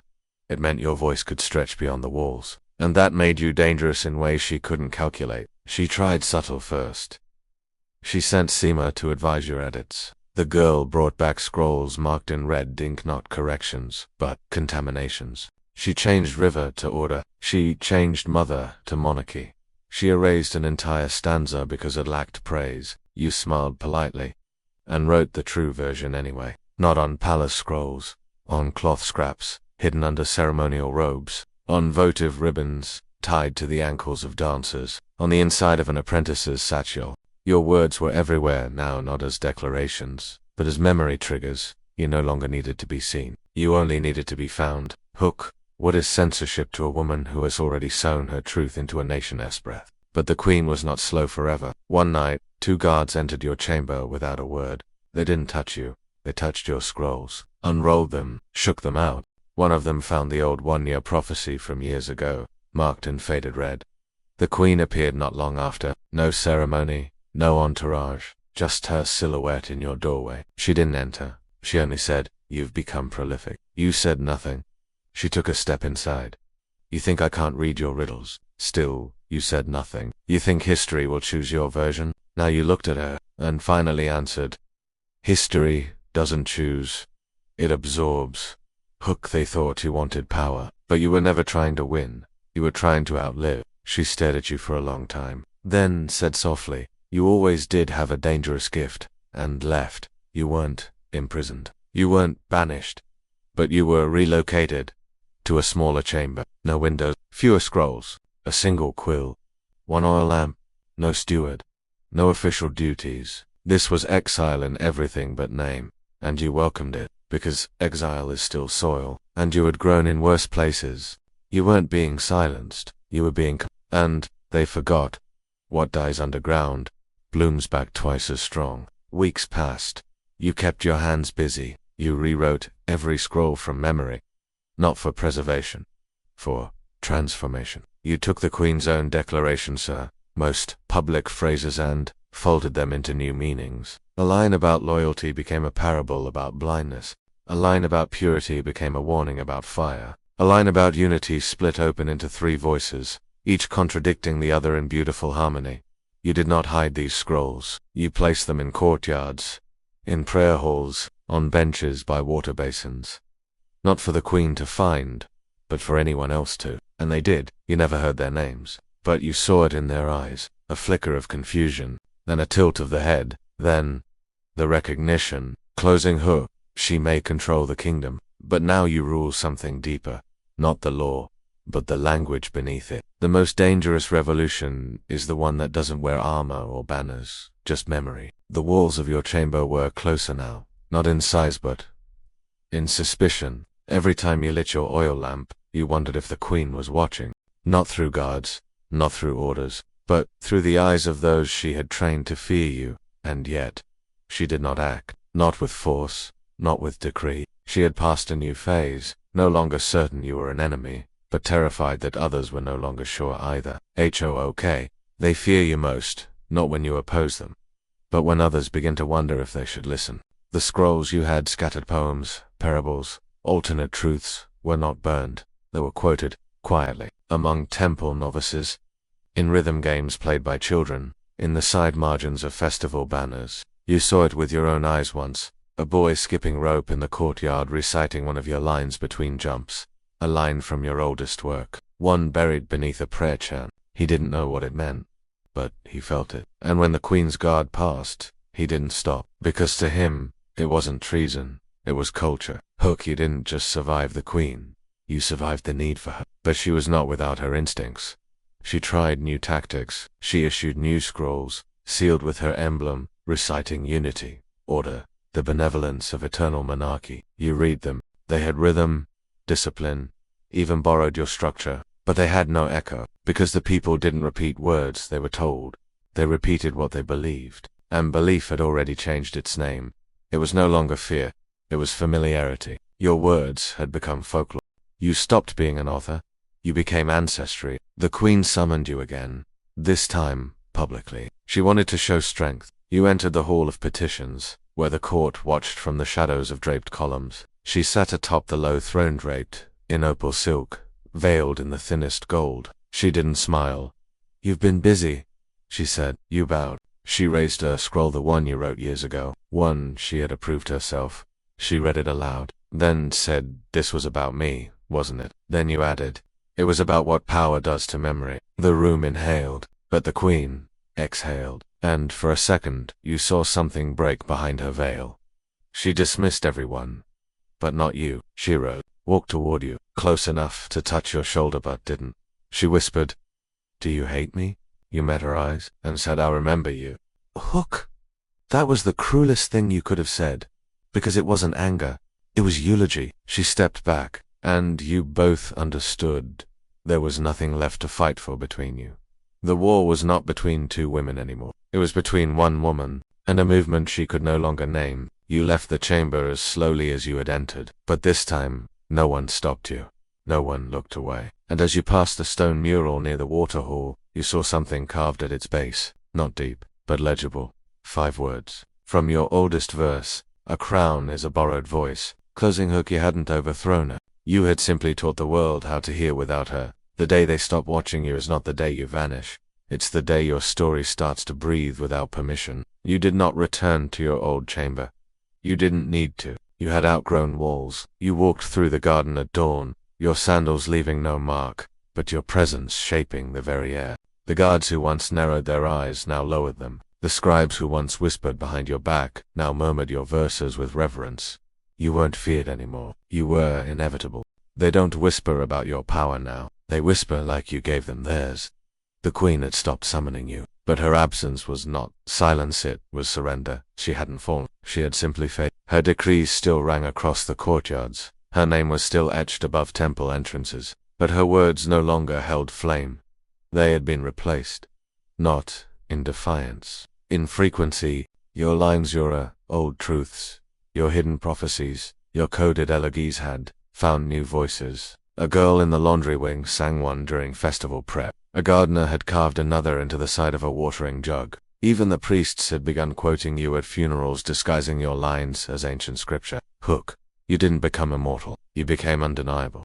In the heart of the city, someone built a shrine, not to a god, to a phrase, etched into marble, simple, clean, truth arrives wearing silence, no name, no signature, and others did too. That's when the first petition came, not from within the palace but from the people.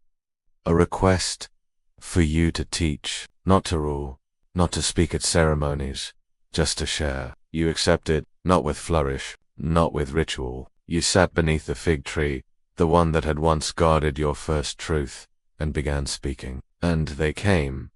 Not just children, not just scribes, everyone.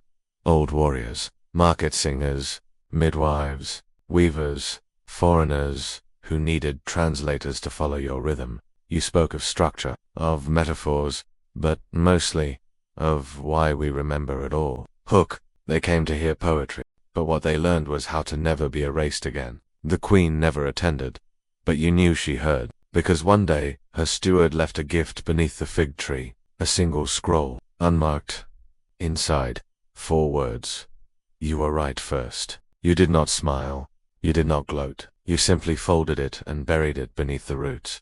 You had no use for old apologies, only seeds. Hook, this was never about revenge. It was about remembering who you are when no one's scripting you anymore. That night, you stood at the edge of the reflecting pool. The moon lit the water like silver breath. You removed your writing ring, the one given to you when the queen first named you scribe. You let it fall into the water. Not out of anger. Out of release. It sank without resistance. Just like the girl you once were. Just like the fear that once wrapped your spine. And, in its place, stillness. Not the kind that follows defeat. The kind that follows arrival. Closing hook. They crowned others. They buried you in silence. But you taught the kingdom something no throne ever could.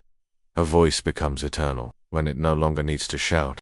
There's a moment when the world stops seeing your face and starts seeing their own reflection in it. That's when you stop being a woman and become a myth. The first time they called you Mother of the Silence, you flinched, not out of fear, but out of disbelief, because they weren't speaking to you directly. They were speaking about you in reverent tones, behind veils, while lighting incense that carried your name like it was born of the gods. You had not asked for this. You had not claimed divinity, but you were being deified anyway.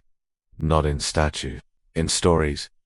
And stories, once released, do not obey their authors. Hook, the dead are remembered with shrines, the living, with stories too large to escape. You walked the markets, now not unnoticed, but unreachable. Where once they whispered of scandal, now they bowed as if in grief. Where once they feared your words, now they treated each syllable as sacred. And that reverence, it was another kind of prison. You had left the palace. Officially, quietly, without decree or banishment. It wasn't exile. It was you had passed through the fire. Now you walked through the ashes of your name. Even the queen no longer summoned you. She didn't need to. You had become something outside her reach. And that terrified her more than rebellion ever did. Because rebellion can be crushed, but belief spreads without feet. Hook, they used to fear what you could say. Now they fear what others believe. You meant to then when you said nothing. They brought offerings to your door. Bread, scrolls, amulets. A child once left a single reed dipped in red clay, a reference only a scribe would understand. The first symbol of transformation in old writing traditions. Not a threat, a signal. Others had begun to write. Now, quietly, carefully, in your style. Their voices weren't as precise. Not as sharpened by silence, but they were real. And real voices echo further than perfect ones. You began to gather these fragments, not to correct them, but to witness them, because what you had started was no longer a secret. It was becoming language. A shared rhythm passed through hands and mouths and hearts. Hook revolution doesn't always come with swords. Sometimes it arrives one borrowed verse at a time. But with growth came danger, not from the queen, from those who now believed you could save them. A farmer's son came to your home, weeping. He begged you to write something for his village, or something to stop the soldiers from taking their grain. You said you could not interfere with royal decree. He called you a coward, then a fraud, then left, burning one of your verses in front of your doorway. It hurt more than betrayal. Because he believed in you. And belief, when unmet, turns into grief. You learned then. To be a symbol was to disappoint everyone. Hook, they don't want your truth. They want your miracle. And when you cannot give it, they rewrite you again, this time as a failure. The scribes still wrote you into temple songs. But now, they did it with agendas. One version had you born beneath a blood moon. Another said your father was a god who cursed you was silent. A third claimed the queen had once tried to kill you in the cradle. None of it was true, but all of it was believable. Because myth feeds faster than memory. You were now too powerful to correct it because no one would believe the truth came from your own mouth. You were the fire, but they preferred the smoke. They don't crucify you on lies. They canonize you with them. You stop trying to explain.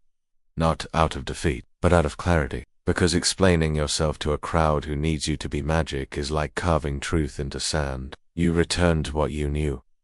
You wrote, not on scrolls, on walls, on fabric, on wet clay jars buried beneath temple fountains, not to be seen immediately, to be found later.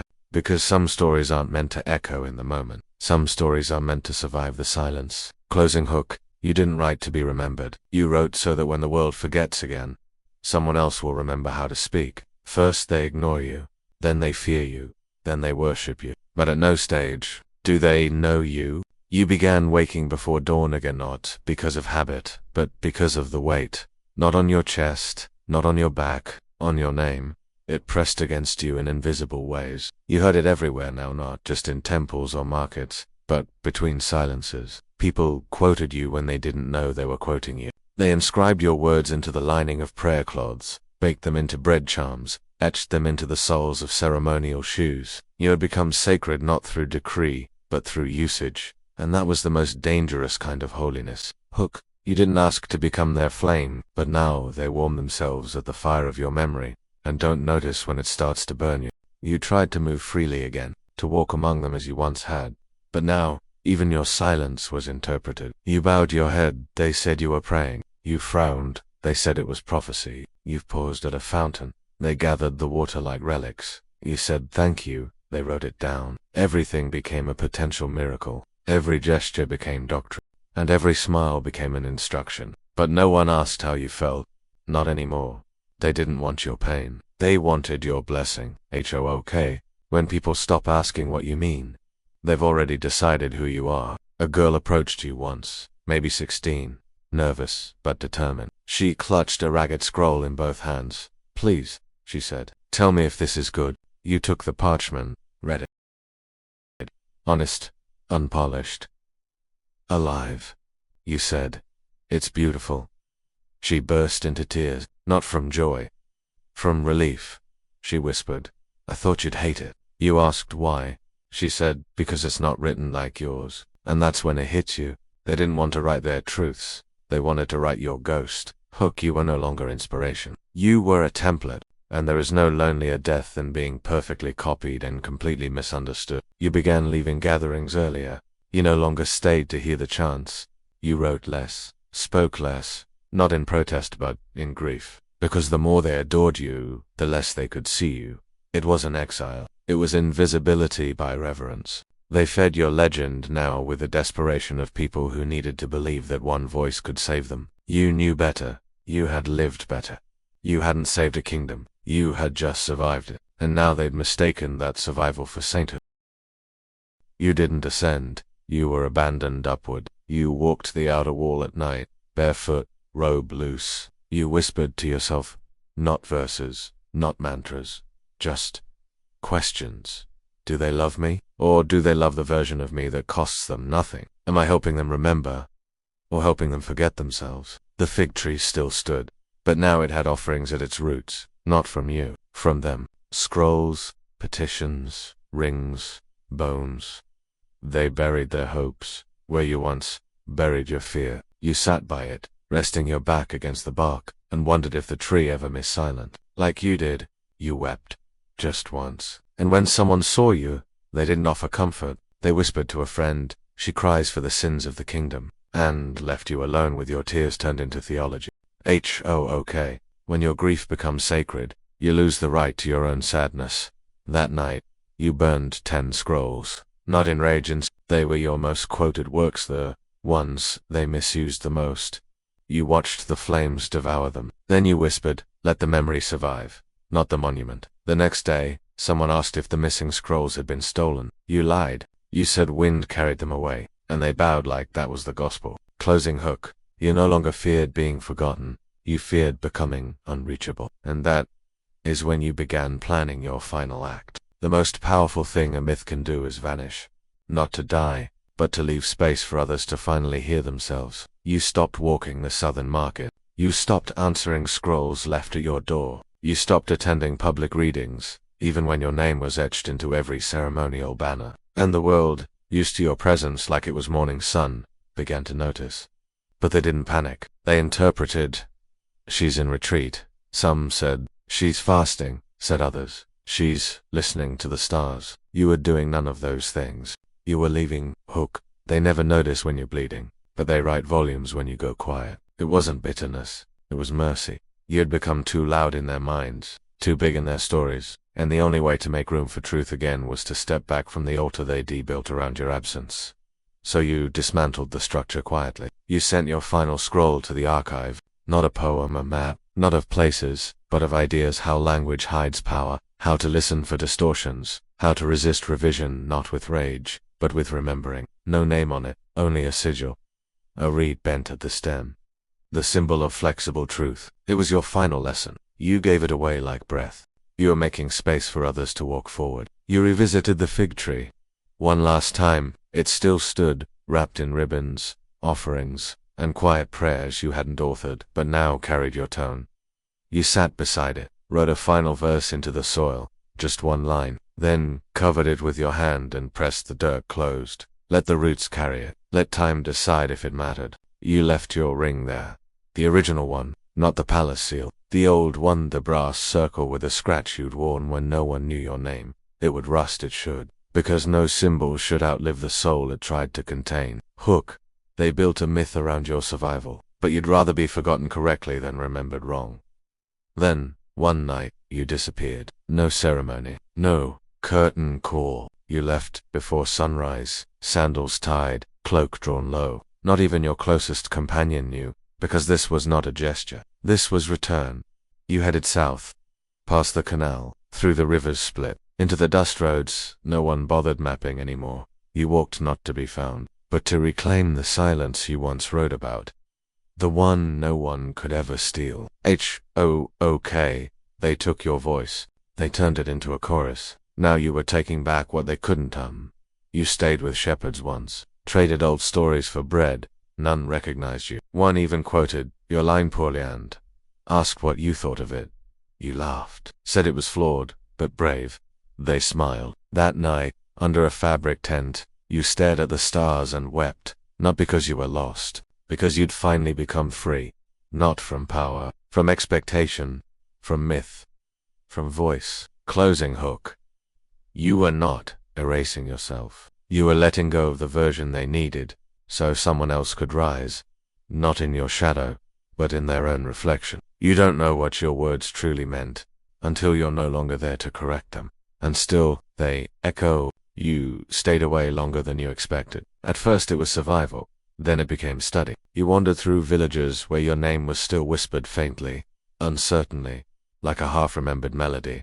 But no one recognized your face anymore. Time had worn the angles off your youth. Your silence had smoothed your posture. You were no longer legend. You were just a woman, and it was the most peaceful you'd ever felt, until the first statue. You found it outside a temple, small, unassuming, but unmistakably you. The face was too angular, the posture too regal, but the inscription beneath it, a direct quote from your earliest prophecy. Misquoted, but close.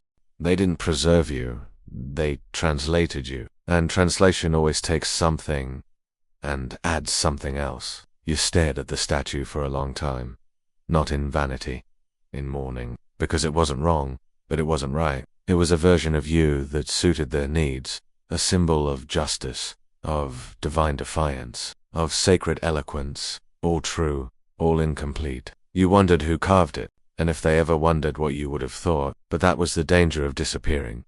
You become a canvas, and the world paints what it needs to see. Hook, you stepped away to preserve the truth, and, in doing so, made yourself into fiction's most convenient weapon. You stayed the night in that town. They called it Nimet. The name meant not. The irony wasn't lost on you. You slept on the floor of a healer's hut, listened to midwives whisper about you over boiled mint. One said she never really existed. The other disagreed. She lived near the queen once. She wrote something. Something about roots. No, silence. She made silence sacred. She vanished. Though, no, she became the wind. That's why no one can find her. You smiled in the dark, because maybe that was the most honest thing ever said about you. Hook, they forgot your name, but remembered your weather. In another village, weeks later, you found children playing a chant game, jumping between chalk circles, singing in call and response. She said nothing, and we heard it loud. She looked away, and the truth bowed down. You had never written those lines, but they sounded like you, and they laughed like the lines were freedom. You left an apple by the chalk ring, and moved on. You were never trying to be remembered. You were trying to give memory a direction. You passed temples where your lines were scripture now, not just the Queen's old revisions. Yours, the real ones. They had survived. Not all, not intact, but enough. Enough for a child to recite, enough for an elder to weep over, enough for strangers to feel seen.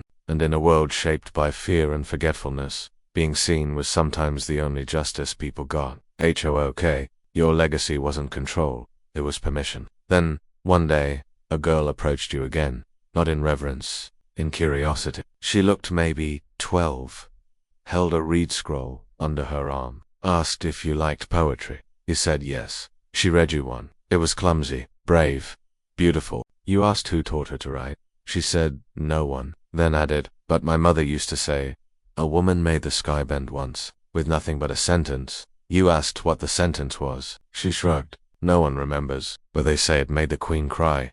You nodded. And for the first time in a long time, you felt your chest loosen, because the words didn't matter anymore. The effect had lasted. Closing hook. You hadn't planted a legacy. You had planted curiosity, and it was still blooming. Not in your voice, but in theirs. Sometimes the final sentence isn't spoken. It's left unsaid on purpose, so others are forced to write what comes next. You stayed in the village longer than you meant to, not because of need, because of tension. Inside you, a quiet hum, a pull. You had become addicted to watching what your absence had allowed, but now, you began to feel it. The weight of possibility. You hadn't written in months, not truly, not since you'd walked away. But now, you caught yourself tracing verses into the earth with your toe, muttering cadences under your breath. You tried to fight. It convinced yourself it was habit, not need. But then came the day the boy knocked on your door. You stepped away from your legacy. But what if it followed you anyway?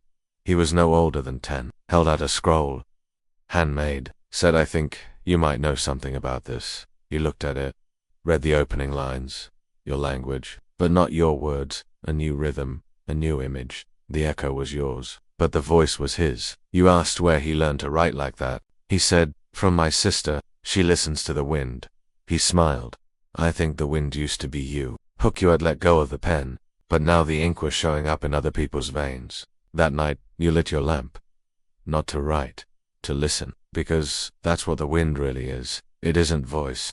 It's a question that never settles. You watched a flame flicker, your mind drifting back to the palace, to the queen, to the woman you once were, not with sorrow, with stillness. You had tried so hard to control how you would be remembered. Now you were watching a world that didn't need your memory, only your momentum, and still something in you whispered, is it time? It's so okay. What if your silence was no longer sacred, but selfish? You didn't sleep. You walked instead, past fig trees and woven bridges, to the edge of the river, the one that divided the kingdom from the forgotten woods. You remembered your first verse, how you wrote about water, how it bends but never breaks. You thought, maybe I've bent long enough.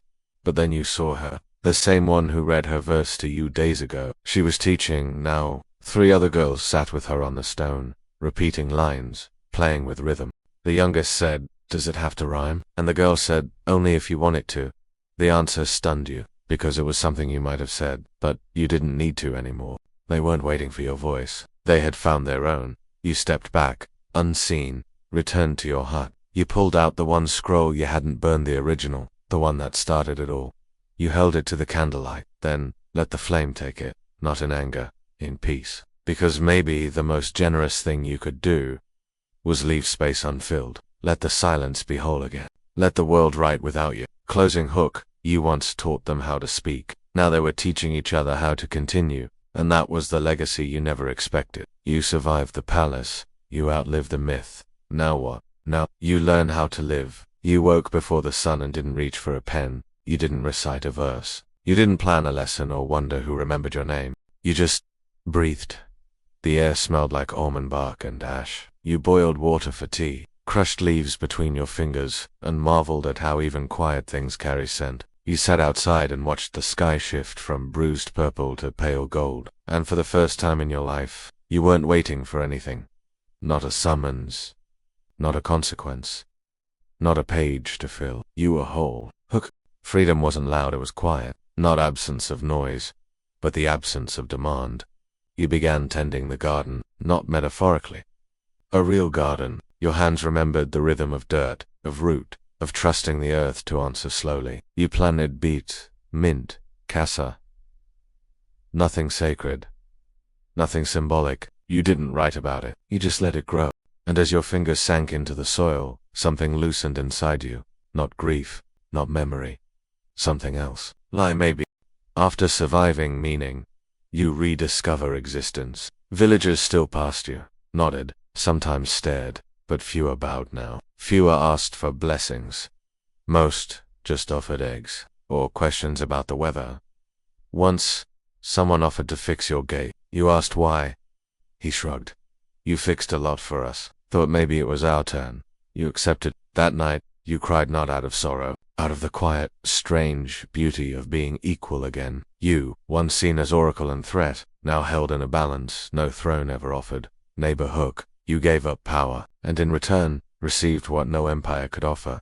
Belonging. You joined the harvest, cut vines alongside the girl who had once quoted the wind. You laughed when her brother tripped over a root and swore like a soldier.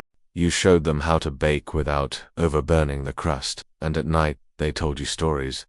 Not myths, not your own words, echoed back. Just stories. Of misbehaving goats, of lost rings, of crushes gone wrong, and you listened like each one was a sacred text, because maybe they were. Hook, you once fought to be heard, now you fight to hear everything you used to miss while surviving. They didn't know your whole history, they didn't need to, they only knew what you offered. Not wisdom, not poetry, just presence, just help. Just truth without performance. And one evening, as you poured lentil soup for a new mother, she touched your hand and said, "You make people feel like the world's a little softer." It broke something inside you, like a thaw, like an old piece of ice in your ribs finally melting. Hook, you didn't need to speak anymore, because you're quiet. They become shelter. You started writing again, not scrolls, letters, to no one. You buried them beneath the garden, as compost. Let the worms read them. Let the soil eat your past. You no longer needed to be remembered. You only needed to be real, and real was enough. You once wrote to change the world. Now you write to remember. You're still alive inside it. You buried your name. You let the myth rot. But memory doesn't die. It just waits for the right voice to speak it back to you. You were gathering figs when you first saw her. Or rather, felt her. There's a shape to presence that only memory can recognize. She didn't speak your name. She didn't need to. Her silence was precise, heavy, measured, the same way it had been in the palace. Years ago, when words meant survival, and every pause could be fatal. She stood at the edge of your garden, not threatening, not even expectant, just there. Hook, it wasn't confrontation. It was a mirror, one that didn't reflect your face, but the ghost of who you used to be. You approached slowly, said nothing. She tilted her head, a gesture you remembered too well. She hadn't aged the way you had. Still sharp, still elegant, still wearing the silk of someone who knew how to survive close to danger. She said only one thing. Do you miss it? The words landed like ash. Not cruel, not soft, just unavoidable. You didn't ask what it meant. You knew. Hook, you didn't miss the throne. You missed the fire. Not its warmth, but how it made your voice feel necessary. You offered her tea. She accepted. You sat beneath the fig tree, both of you quieter than the leaves. She didn't mention the queen. Didn't need to. You both knew she was likely long gone, buried not in stone, but in silence the kind she once wielded like a blade. Instead, the woman across from you asked about the garden. You told her the names of the herbs. She nodded, then said, "Your silence is heavier now." Not judgment, observation. And she was right. Your silence had changed. Before, it was resistance. Now, it was offering. Hook, there are silences born from survival, and silences born from peace. Both sound the same, but one carries a heartbeat you no longer have to fight for. She stayed the night, not in your hut, in the outer courtyard near the olive tree. No performances, just two women, once written as rivals, now sitting in the dark sharing soup and alder bones. She asked if you still wrote. You said, only into the ground. She didn't laugh. She simply said, that sounds like prophecy. You replied, it's compost. And for the first time in decades, she laughed for real. Sometimes the ones who helped you hide are the only ones who ever truly saw all of you. Before she left, she handed you a pouch. Inside, a scroll, tightly bound, sealed with wax and a symbol you hadn't seen in years, your original mark.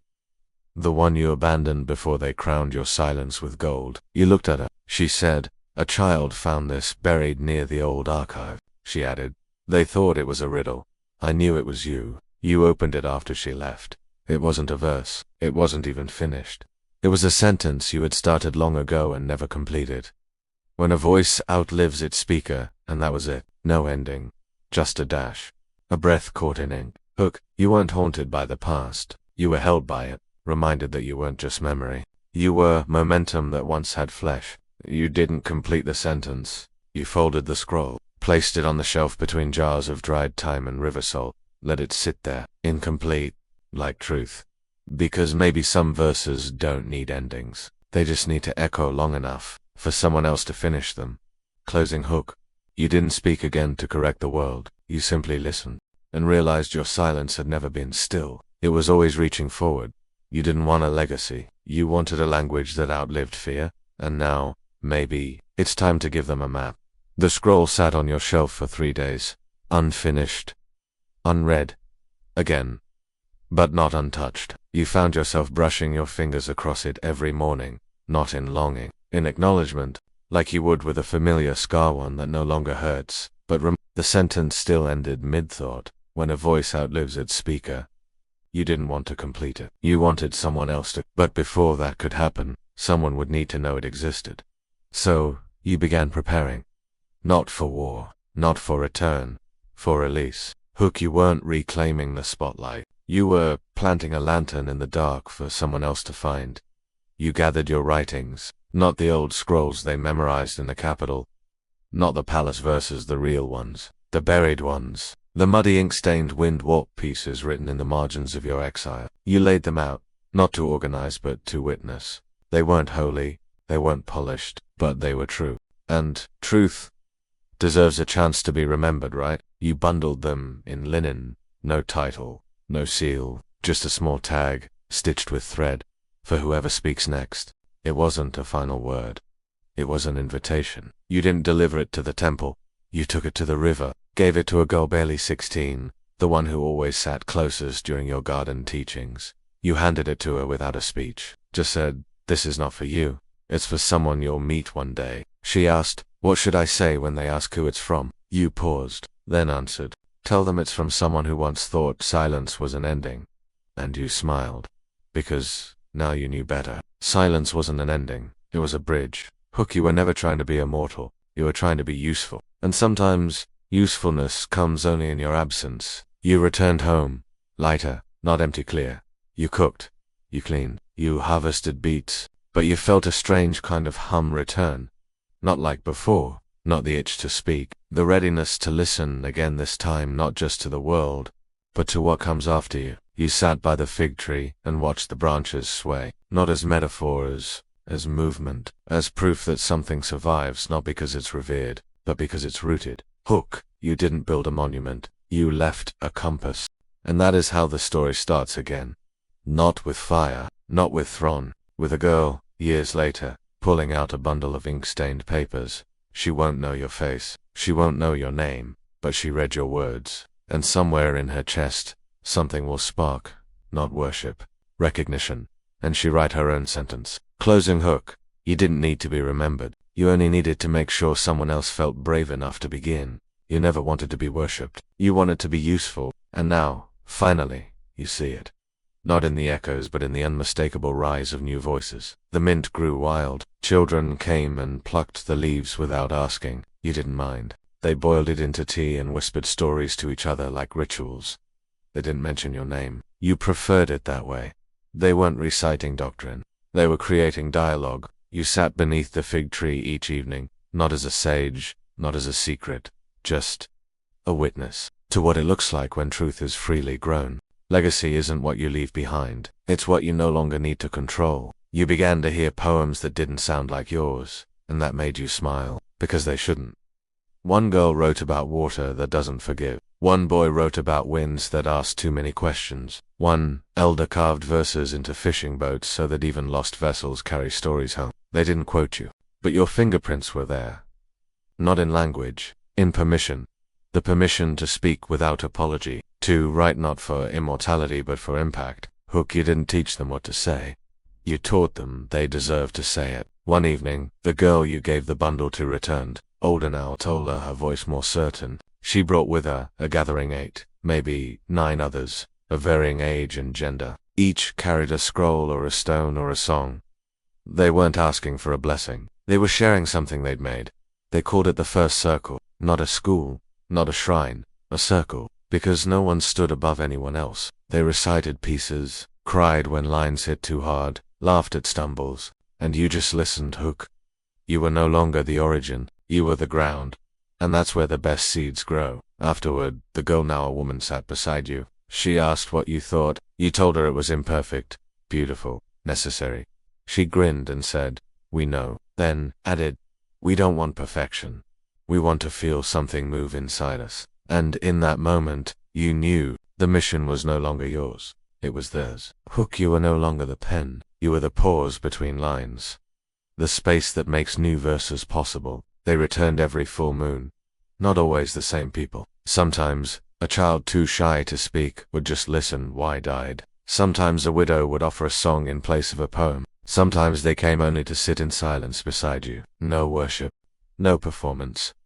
Just presence. And in that presence, something bloomed larger than legend. Community. Hook. You started as a whisper in rebellion. Now you were a root system. And roots don't ask to be seen. They only ask to hold. You stopped writing altogether, not out of avoidance, out of completion. You didn't need to write anymore, because every voice you'd helped awaken was now writing the rest of the story. And that, you realized, was the true definition of freedom, to no longer carry the story, but to trust that it will keep walking without you. You weren't erased, you were absorbed.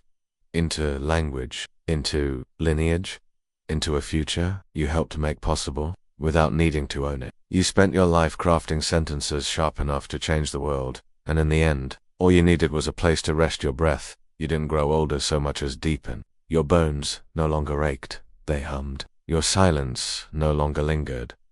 It listened. Each day was smaller, but somehow more complete. You rose at dawn not to write, but to watch the mist float over the fig leaves. You walked the path between the herb garden and the water basin barefoot, letting the dirt speak to your souls. And each evening, when you sat beneath the soft light of the moon, you weren't pondering your place in history. You were simply here. Hook, you didn't fade. You merged with the rhythm you once fought so hard to disrupt. The circle still came, sometimes smaller, sometimes in song, sometimes in silence. You never let it. You were just present. They didn't ask questions anymore. They simply shared. A girl wrote about the cruelty of stillness. A boy wrote about how stars remind him of teeth. A mother shared a poem she wrote to say goodbye to her child stillborn, but still real. You didn't answer. You just held their gaze, and sometimes that was enough. Hook, your voice no longer filled the room. It held it open. Seasons passed. The fig tree bore more fruit than usual. You began leaving baskets at doors without names. No one asked where they came from. Everyone knew. One child left you a necklace made from shells. Another wove you a basket of words, scraps of poems, riddles, verse. Inside it, a note: "Thank you for teaching me that I am allowed to be loud and gentle." You didn't cry, because it meant they had not only heard you, they had heard themselves. Hook, you were never trying to be the voice. You were trying to make space for it. Eventually, you wrote one last letter. Not a poem, a memory. Short, simple. There was a time when I was afraid to speak. Then a time when I spoke too loudly. Then a time when I vanished so others could speak. This is the time when I listen. And I have never felt more whole. You sealed it. Didn't label it. Buried it near the fig roots. Let the earth take it. Let time decide if it's ever found. You stopped needing to be read, because now you were understood. The final gathering came without you knowing it would be final. It rained that day. Soft, steady, like the rhythm of old tears. They came anyway. Lit a fire. Read from memory. Laughed without apology. And when they finished, they looked to the fig tree not for words. For blessing you nodded. Hook, the greatest legacy isn't what you wrote. It's what they no longer need from you. That night, you slept longer than usual. Woke slower. Moved gentler. You didn't think of death. You thought of roots, how they never asked to be seen, only to hope. And as the sun climbed slowly into the sky, you sat one last time beside the fig tree. No scrolls. No witnesses. Just wind. Just earth. Just everything you ever hoped they'd inherit. Closing. Hook, you were never the ending. You were the silence between verses. The breath that lets others speak. And that was always enough. She was gone. Not in ceremony. Not in fire. Just gone. And that was when the world began to speak louder than ever before. The fig tree bore fruit early that year. No one knew why. The rains hadn't come more frequently. The soil hadn't changed. The winds had remained steady, if quieter. But still, the figs bloomed. plump, heavy, sweet, like memory. The children called them They didn't know where the name came from, but they said, when you bit into one, you could taste stories you hadn't lived. None of them spoke of her directly. There was no statue, no shrine, no morning chants echoing through the hills. But there was a difference in how people sat together. They lingered longer in silence. They listened more before speaking. They paused before dismissing a child's wild idea. They made space, and that was how you knew she was gone. Hook. They didn't mark her death. They lived her values, and that was a deeper monument than marble. In a nearby village, the girl from the circle, now a woman with lines around her eyes and power in her stance, gathered others to begin something new. Not a religion, not a resistance, a reminder. They called it the Breath Archive, a place where no words were thrown away. Scraps, mistakes, unfinished lines. Everything was sacred, not because it was perfect, because it was honest. They didn't ask who had written it. They asked, what did it cost to speak this? And when the answer was everything, they wrapped it in linen and placed it on the shelf beside royalty and beggars alike. Hook. Her legacy was never meant to be hierarchy. It was horizon, where every voice could rise, equally uncertain and equally aloud. A child wandered in once and recited a verse, they said, came in a dream. No rhyme, no structure, just 6 raw lines about wanting to scream into a jar and keep it under the bed. The archive kept it, displayed it. Years later, a wandering builder stopped in, read that same piece, and said, this taught me how to talk to my daughter. That was the magic. It wasn't sacredness. It was utility. And utility, when it meets truth, becomes revolution in disguise. She didn't write scriptures. She planted tools, and tools in the right hands change empires. In the capital, a new queen reigned, not because of rebellion, because of erosion. The old systems crumbled beneath the quiet weight of people who no longer accepted being voiceless. Not violently, patiently. They stopped bowing too deeply, stopped flinching at correction, stopped apologizing for poems written in the dark. The new queen, she didn't ban verses. She attended readings, and cried, not as performance, but because the words moved her. Hook. The world didn't burn to rebuild. It's soft. Because sometimes gentleness, when finally unleashed, becomes the loudest roar of all. One boy, barely 16, recited a piece at the circle's gathering. He trembled through every line. It was about fear, about how he couldn't speak above a whisper growing up, how he watched his father swallow entire forests just to stay silent. When he finished, he said, I don't want to be brave. I just want to be allowed. No one clapped. They stood, and they wept. Because that was the inheritance she left behind. Hook. Not bravery, not legend, but permission to be flawed, to be loud, to be unsure, to be seen. Years passed. The circle became many. Across valleys, rivers, oceans. Some call them schools, others sanctuaries. Some just said safe. But the root was always the same. A fig tree. A silence. A voice rising not because it had power, but because it was ready, and somewhere deep in the earth, beneath one tree that bore sweeter fruit than any other, was a buried scroll, unmarked, unread, unfinished, and it hummed. She didn't write the final word. She left it blank, so that one day, someone else would find the courage to write it for her. The world didn't need her name to change. It needed the permission she once whispered into its spine. It started in the saltlands, miles from the fig tree, across rivers where even the birds refused to sing. A woman stood in a crowded room, sand-covered walls, cracked voices, and read something she didn't write. She didn't know who had. It had been left beneath a jug of water at the edge of the well. Just one line. Speak, even if your voice shivers. Especially then. She didn't know why it moved her. She only knew it made her move. She stood in that room and read it aloud, and something in the silence cracked. Hook. The line didn't carry a name, but it carried a spark, and sparks don't ask who lit them. They ask where to land. Soon, they began gathering every 7th evening. Not to worship, to witness. No leader, no sermon, just voices. Some offered confessions. Some screamed. One man wept without saying a word. They let him, because silence, too, is sacred. They called it the 7th table, a place where every dish was served with a story. Not all stories were beautiful, but all were fed. Hook truth doesn't always bloom in temples. Sometimes it grows in the dirt under your fingernails, while passing a bowl and saying, "You are allowed here." In a frozen village farther north, a child found a scroll sealed in wax.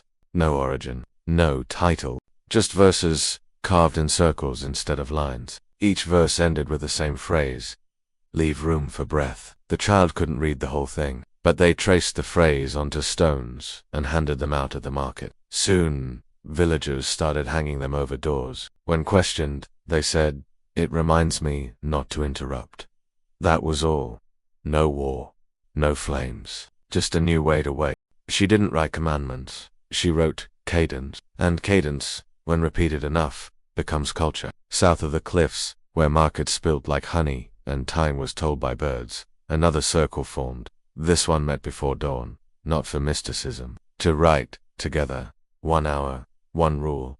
No editing allowed, only listening. They read poems about longing, about rot, about forgetting the names of their dead, and still hoping the dead remembered them. They call themselves the blank pages, because they believed being unfinished was proof that something still burned inside them. Hook. To be unfinished is not to be weak. It is to be willing.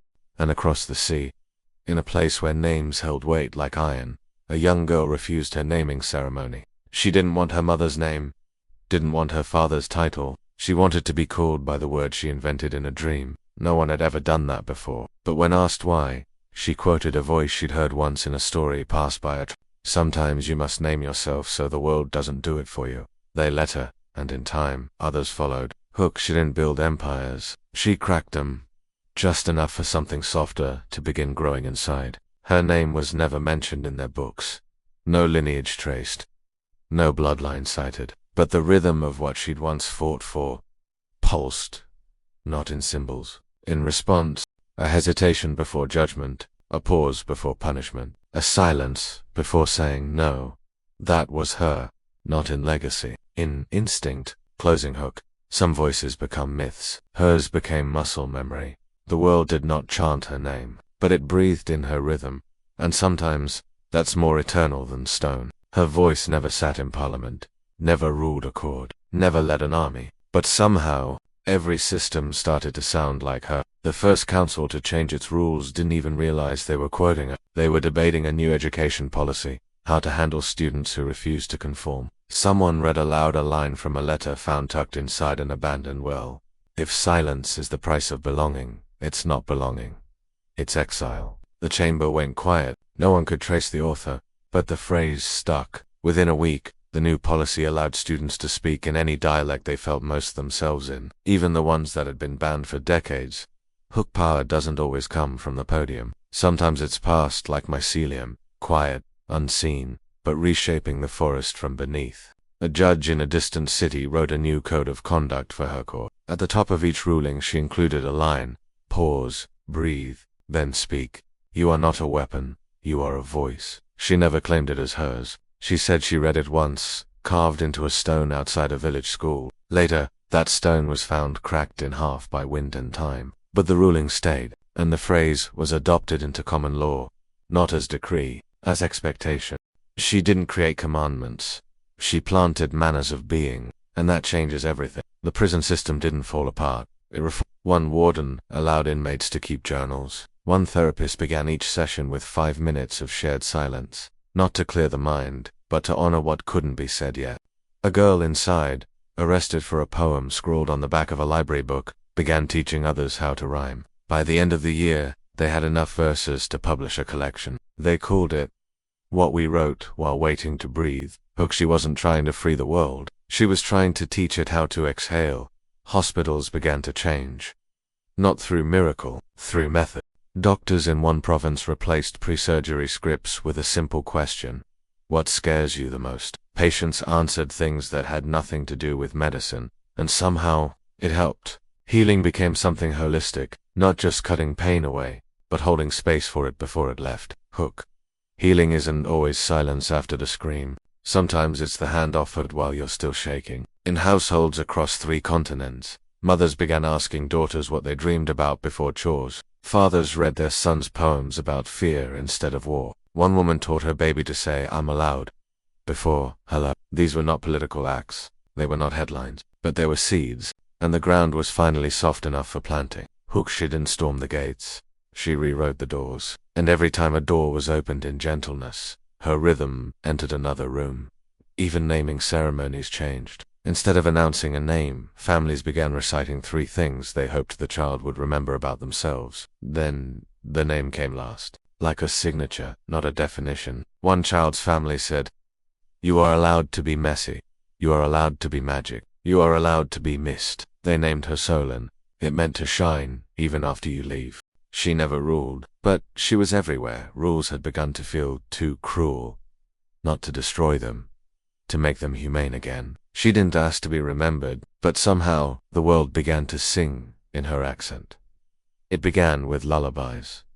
Not in the cities, not in archives. In the dirt-floored huts where mothers swayed barefoot under low ceilings, they started adding lines to the old cradle songs. Lines no one remembered writing. "You are safe here, even if you're loud.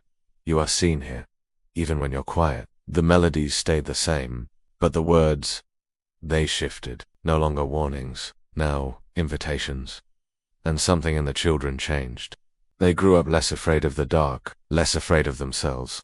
Hook didn't rewrite the world, she retuned it. Poets began writing differently. Less polish, more pulse. They used jagged lines, pause mid-sentence, abrupt endings that made space for the reader to breathe. One poet said, "I write to be survived by." Another tattooed a single phrase across her chest. "Leave room for the unfinished." No attribution, just truth carried like a talisman. Hook, art didn't mimic her voice, it mimicked her honesty, and that changed everything. Marriage vows began to shift, no longer just promises of endurance now they included lines like, "I will hold your silence as carefully as your laughter," and "I will not ask you to be smaller so I can feel larger."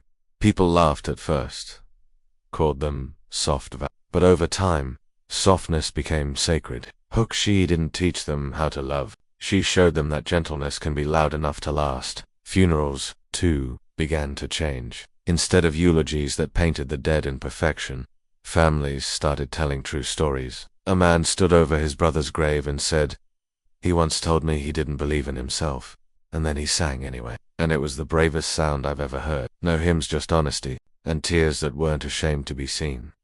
Grief used to be quiet. Now it was honest. And honesty, even when broken, builds something stronger than silence ever did. Even language evolved. In several tongues, new words emerged. One that meant the silence that follows a truth too big to hold. Another for the courage to speak even when you're shaking. None of them carried her name, but each one bore the rhythm she left behind. Hook didn't invent vocabulary. She taught the world how to name what once felt unnameable. In markets, vendors started offering truth. Apples bruised, sweet, sometimes worm-bitten, but always wrapped in notes with handwritten poems from strangers. Not for sale, for sharing. One boy left a note that read, "Today, I remembered my voice. I wrote this instead of hiding." The apples sold out. People stopped asking for the perfect fruit.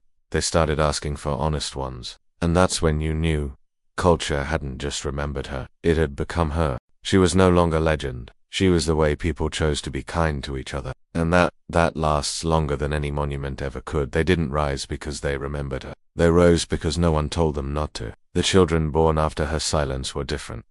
Not in their names, not in their traditions, in their stance. They stood straighter, laughed louder, told stories without asking permission. They weren't raised to survive. They were raised to speak, not by doctrine, not by design, by atmosphere. The air had changed. The ground beneath their feet no longer demanded apology. It welcomed a declaration. Her voice didn't raise them, but the world, her voice softened. A girl named Ronnie stood up at the end of her first learning day and asked her teacher why certain poems weren't allowed. The teacher hesitated. Before they could answer, another child asked, "Isn't everything that feels real a poem?" That question wasn't revolutionary, but the fact that no one scolded them for it was. That was the revolution. Permission baked into normalcy. Revolution isn't always fire. Sometimes it's just a child unafraid to interrupt. They gathered without instruction, on rooftops, by riverbanks, in storm shelters. Sometimes to write, sometimes just to hum, sometimes to scream. Not for rebellion, for release. They called themselves the Middleverse because they believed they were the first to live in a world not ruled by the beginning or the end, but by what came after the pause. Hook. They didn't want to be prophets. They wanted to be present. Their poems didn't rhyme. Their voices cracked. They didn't fear failure. They named it. One line became a chant among them. I am the noise my ancestors were never allowed to make. It was printed on alley walls, scrawled across bakery parchment, tattooed onto shoulders and spines. Not as defiance, as declaration.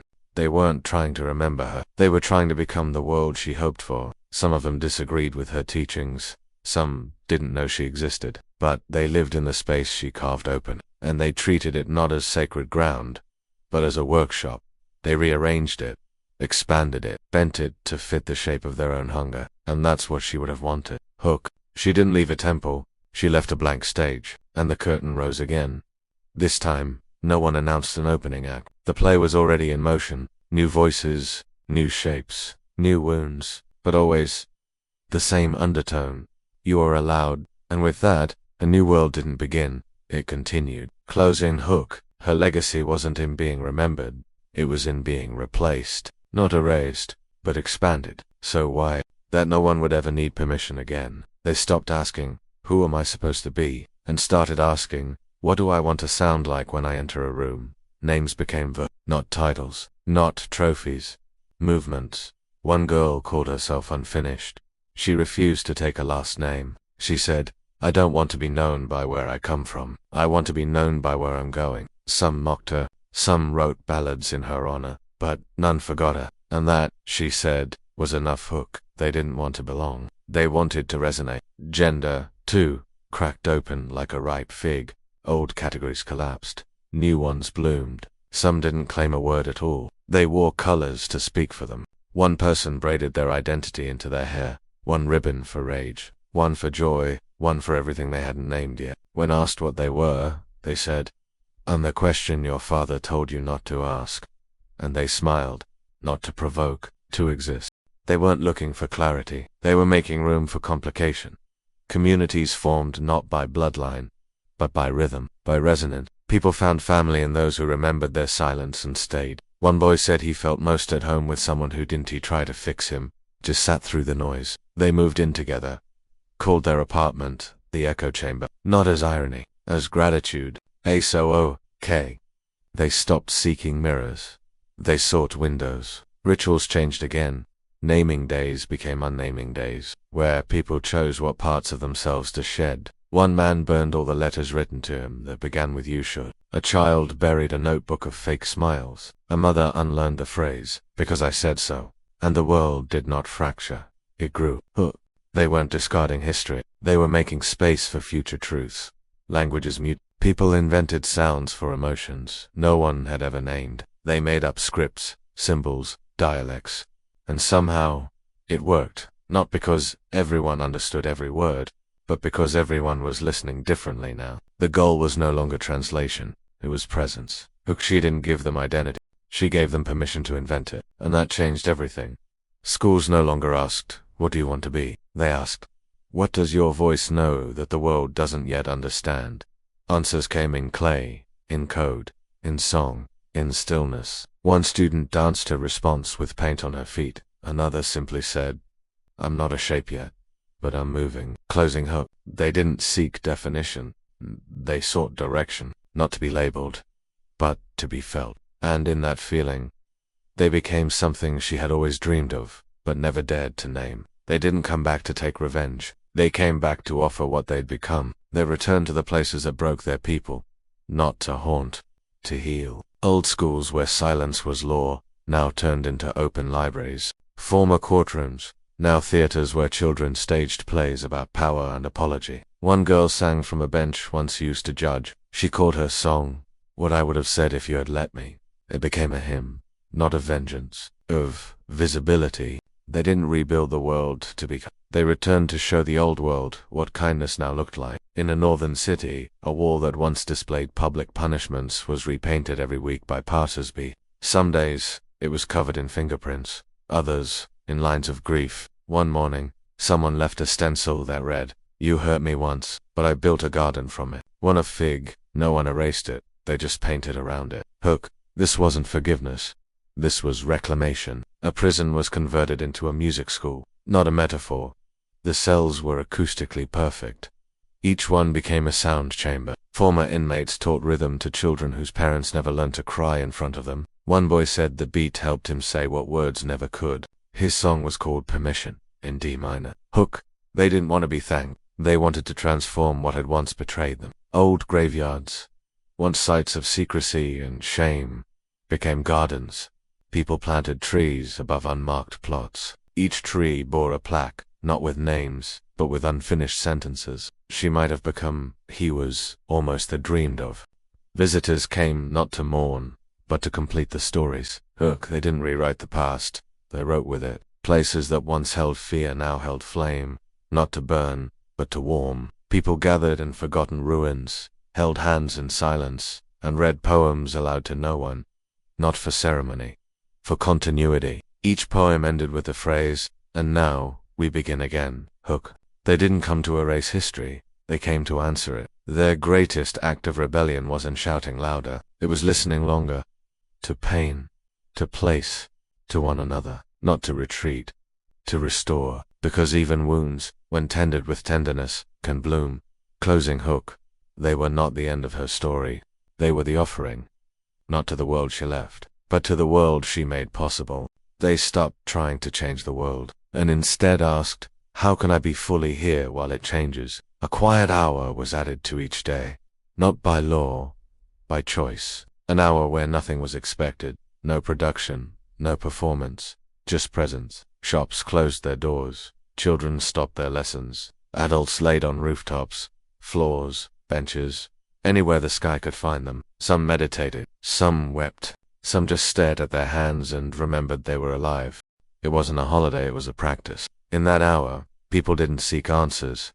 They made space for questions. One village placed bowls in the center of their square, each with a slip of paper inside. Questions like, what part of you have you never allowed to speak?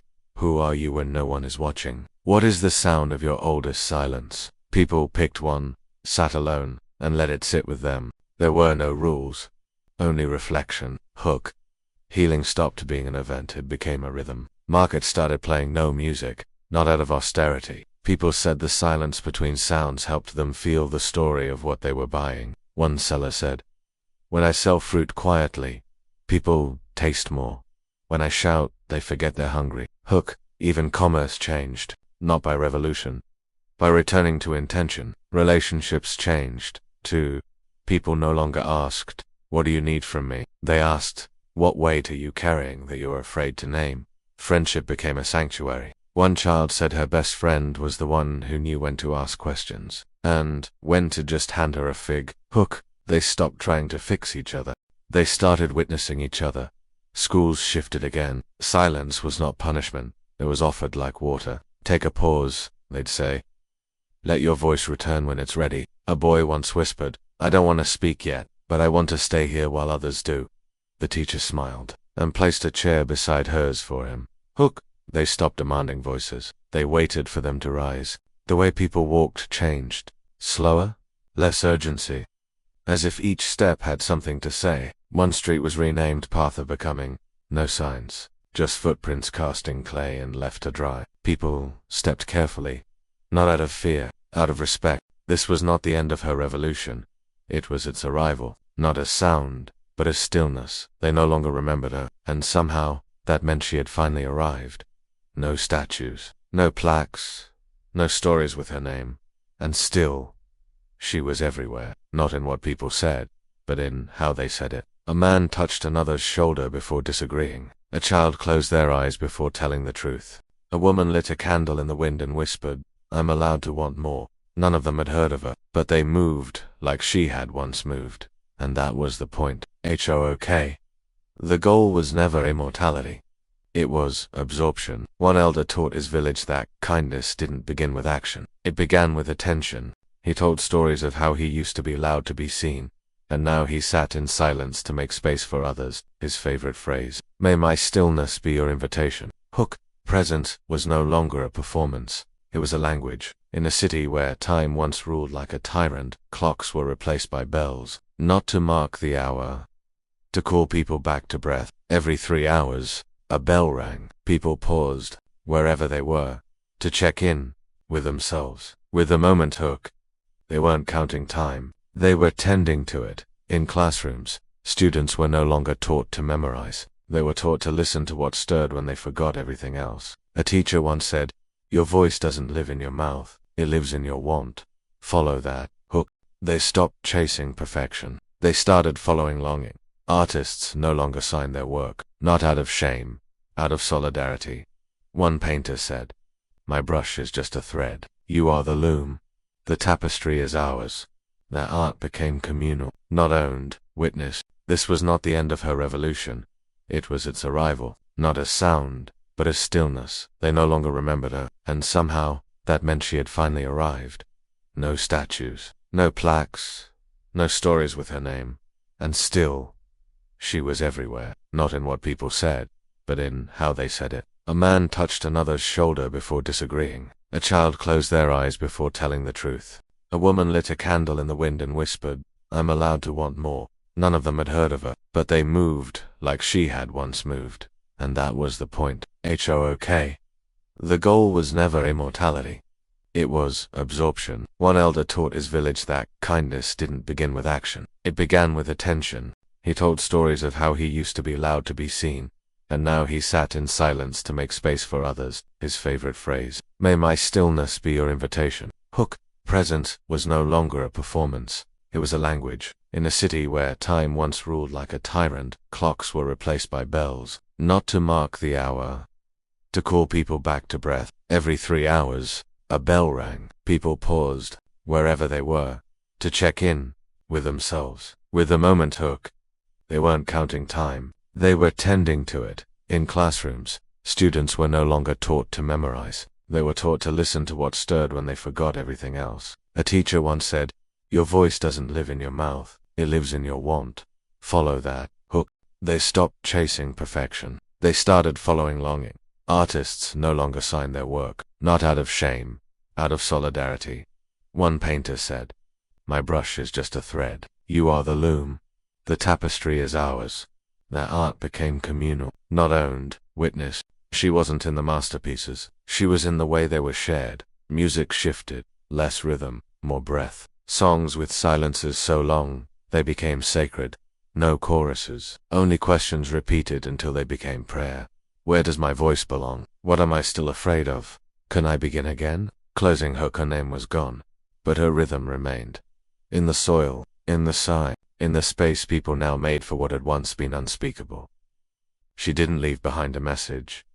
She left space. A girl stands at the edge of a cliff. She is humming, not because she was told to, not because anyone is listening, but because the air feels ready to hold sound. She sings 3 notes, then stops. She smiles. Not at the music, but at the pause, because now she knows the silence is not empty. It's hers. Hook. Legacy isn't what you leave. It's what people feel safe to become in your absence. In a village once ruled by fear, a boy walks barefoot through the market. He's reciting a poem he wrote on the back of a torn receipt. No one stops him. No one scoffs. A vendor joins in with a second verse. Then a child adds a third. By the time he reaches the temple steps, it's a chorus. And no one asks where the words came from, because they already know. Here, voice is currency. Hook. Revolution doesn't need a leader. It just needs a rhythm kind enough to echo. 2 lovers bury a letter beneath a fig tree. They don't write names, only one line. "If I lose myself again, read this to remind me what I survived becoming." No one will find it, but the tree will grow. And when it bears fruit, someone, maybe a stranger, will sit beneath it and feel less alone. Hook. She was never trying to be eternal. She was trying to build a world where everyone else could be. A new child is born. No name yet. The midwife whispers, "They'll name themselves when they're ready." The parents nod. The baby breathes. That breath is enough. Hook. They no longer fear the unfinished. They raise it. Stories no longer end. They simply pause, leave room for another voice to pick up the thread. A boy on a train starts writing in the margins of a novel. His mother scolds him. He says, "I'm not ruining it. I'm joining it." She stares, then opens the book and adds a line of her own. Hook. Books are no longer complete. they are conversations. And so is life, one long, unfinished, glorious attempt at becoming, not what someone once was, but what someone might still be. Closing hook. She did not vanish. She became the pause between voices, the breath before truth, the silence that is safe enough to speak into. And in that silence, the world finally began.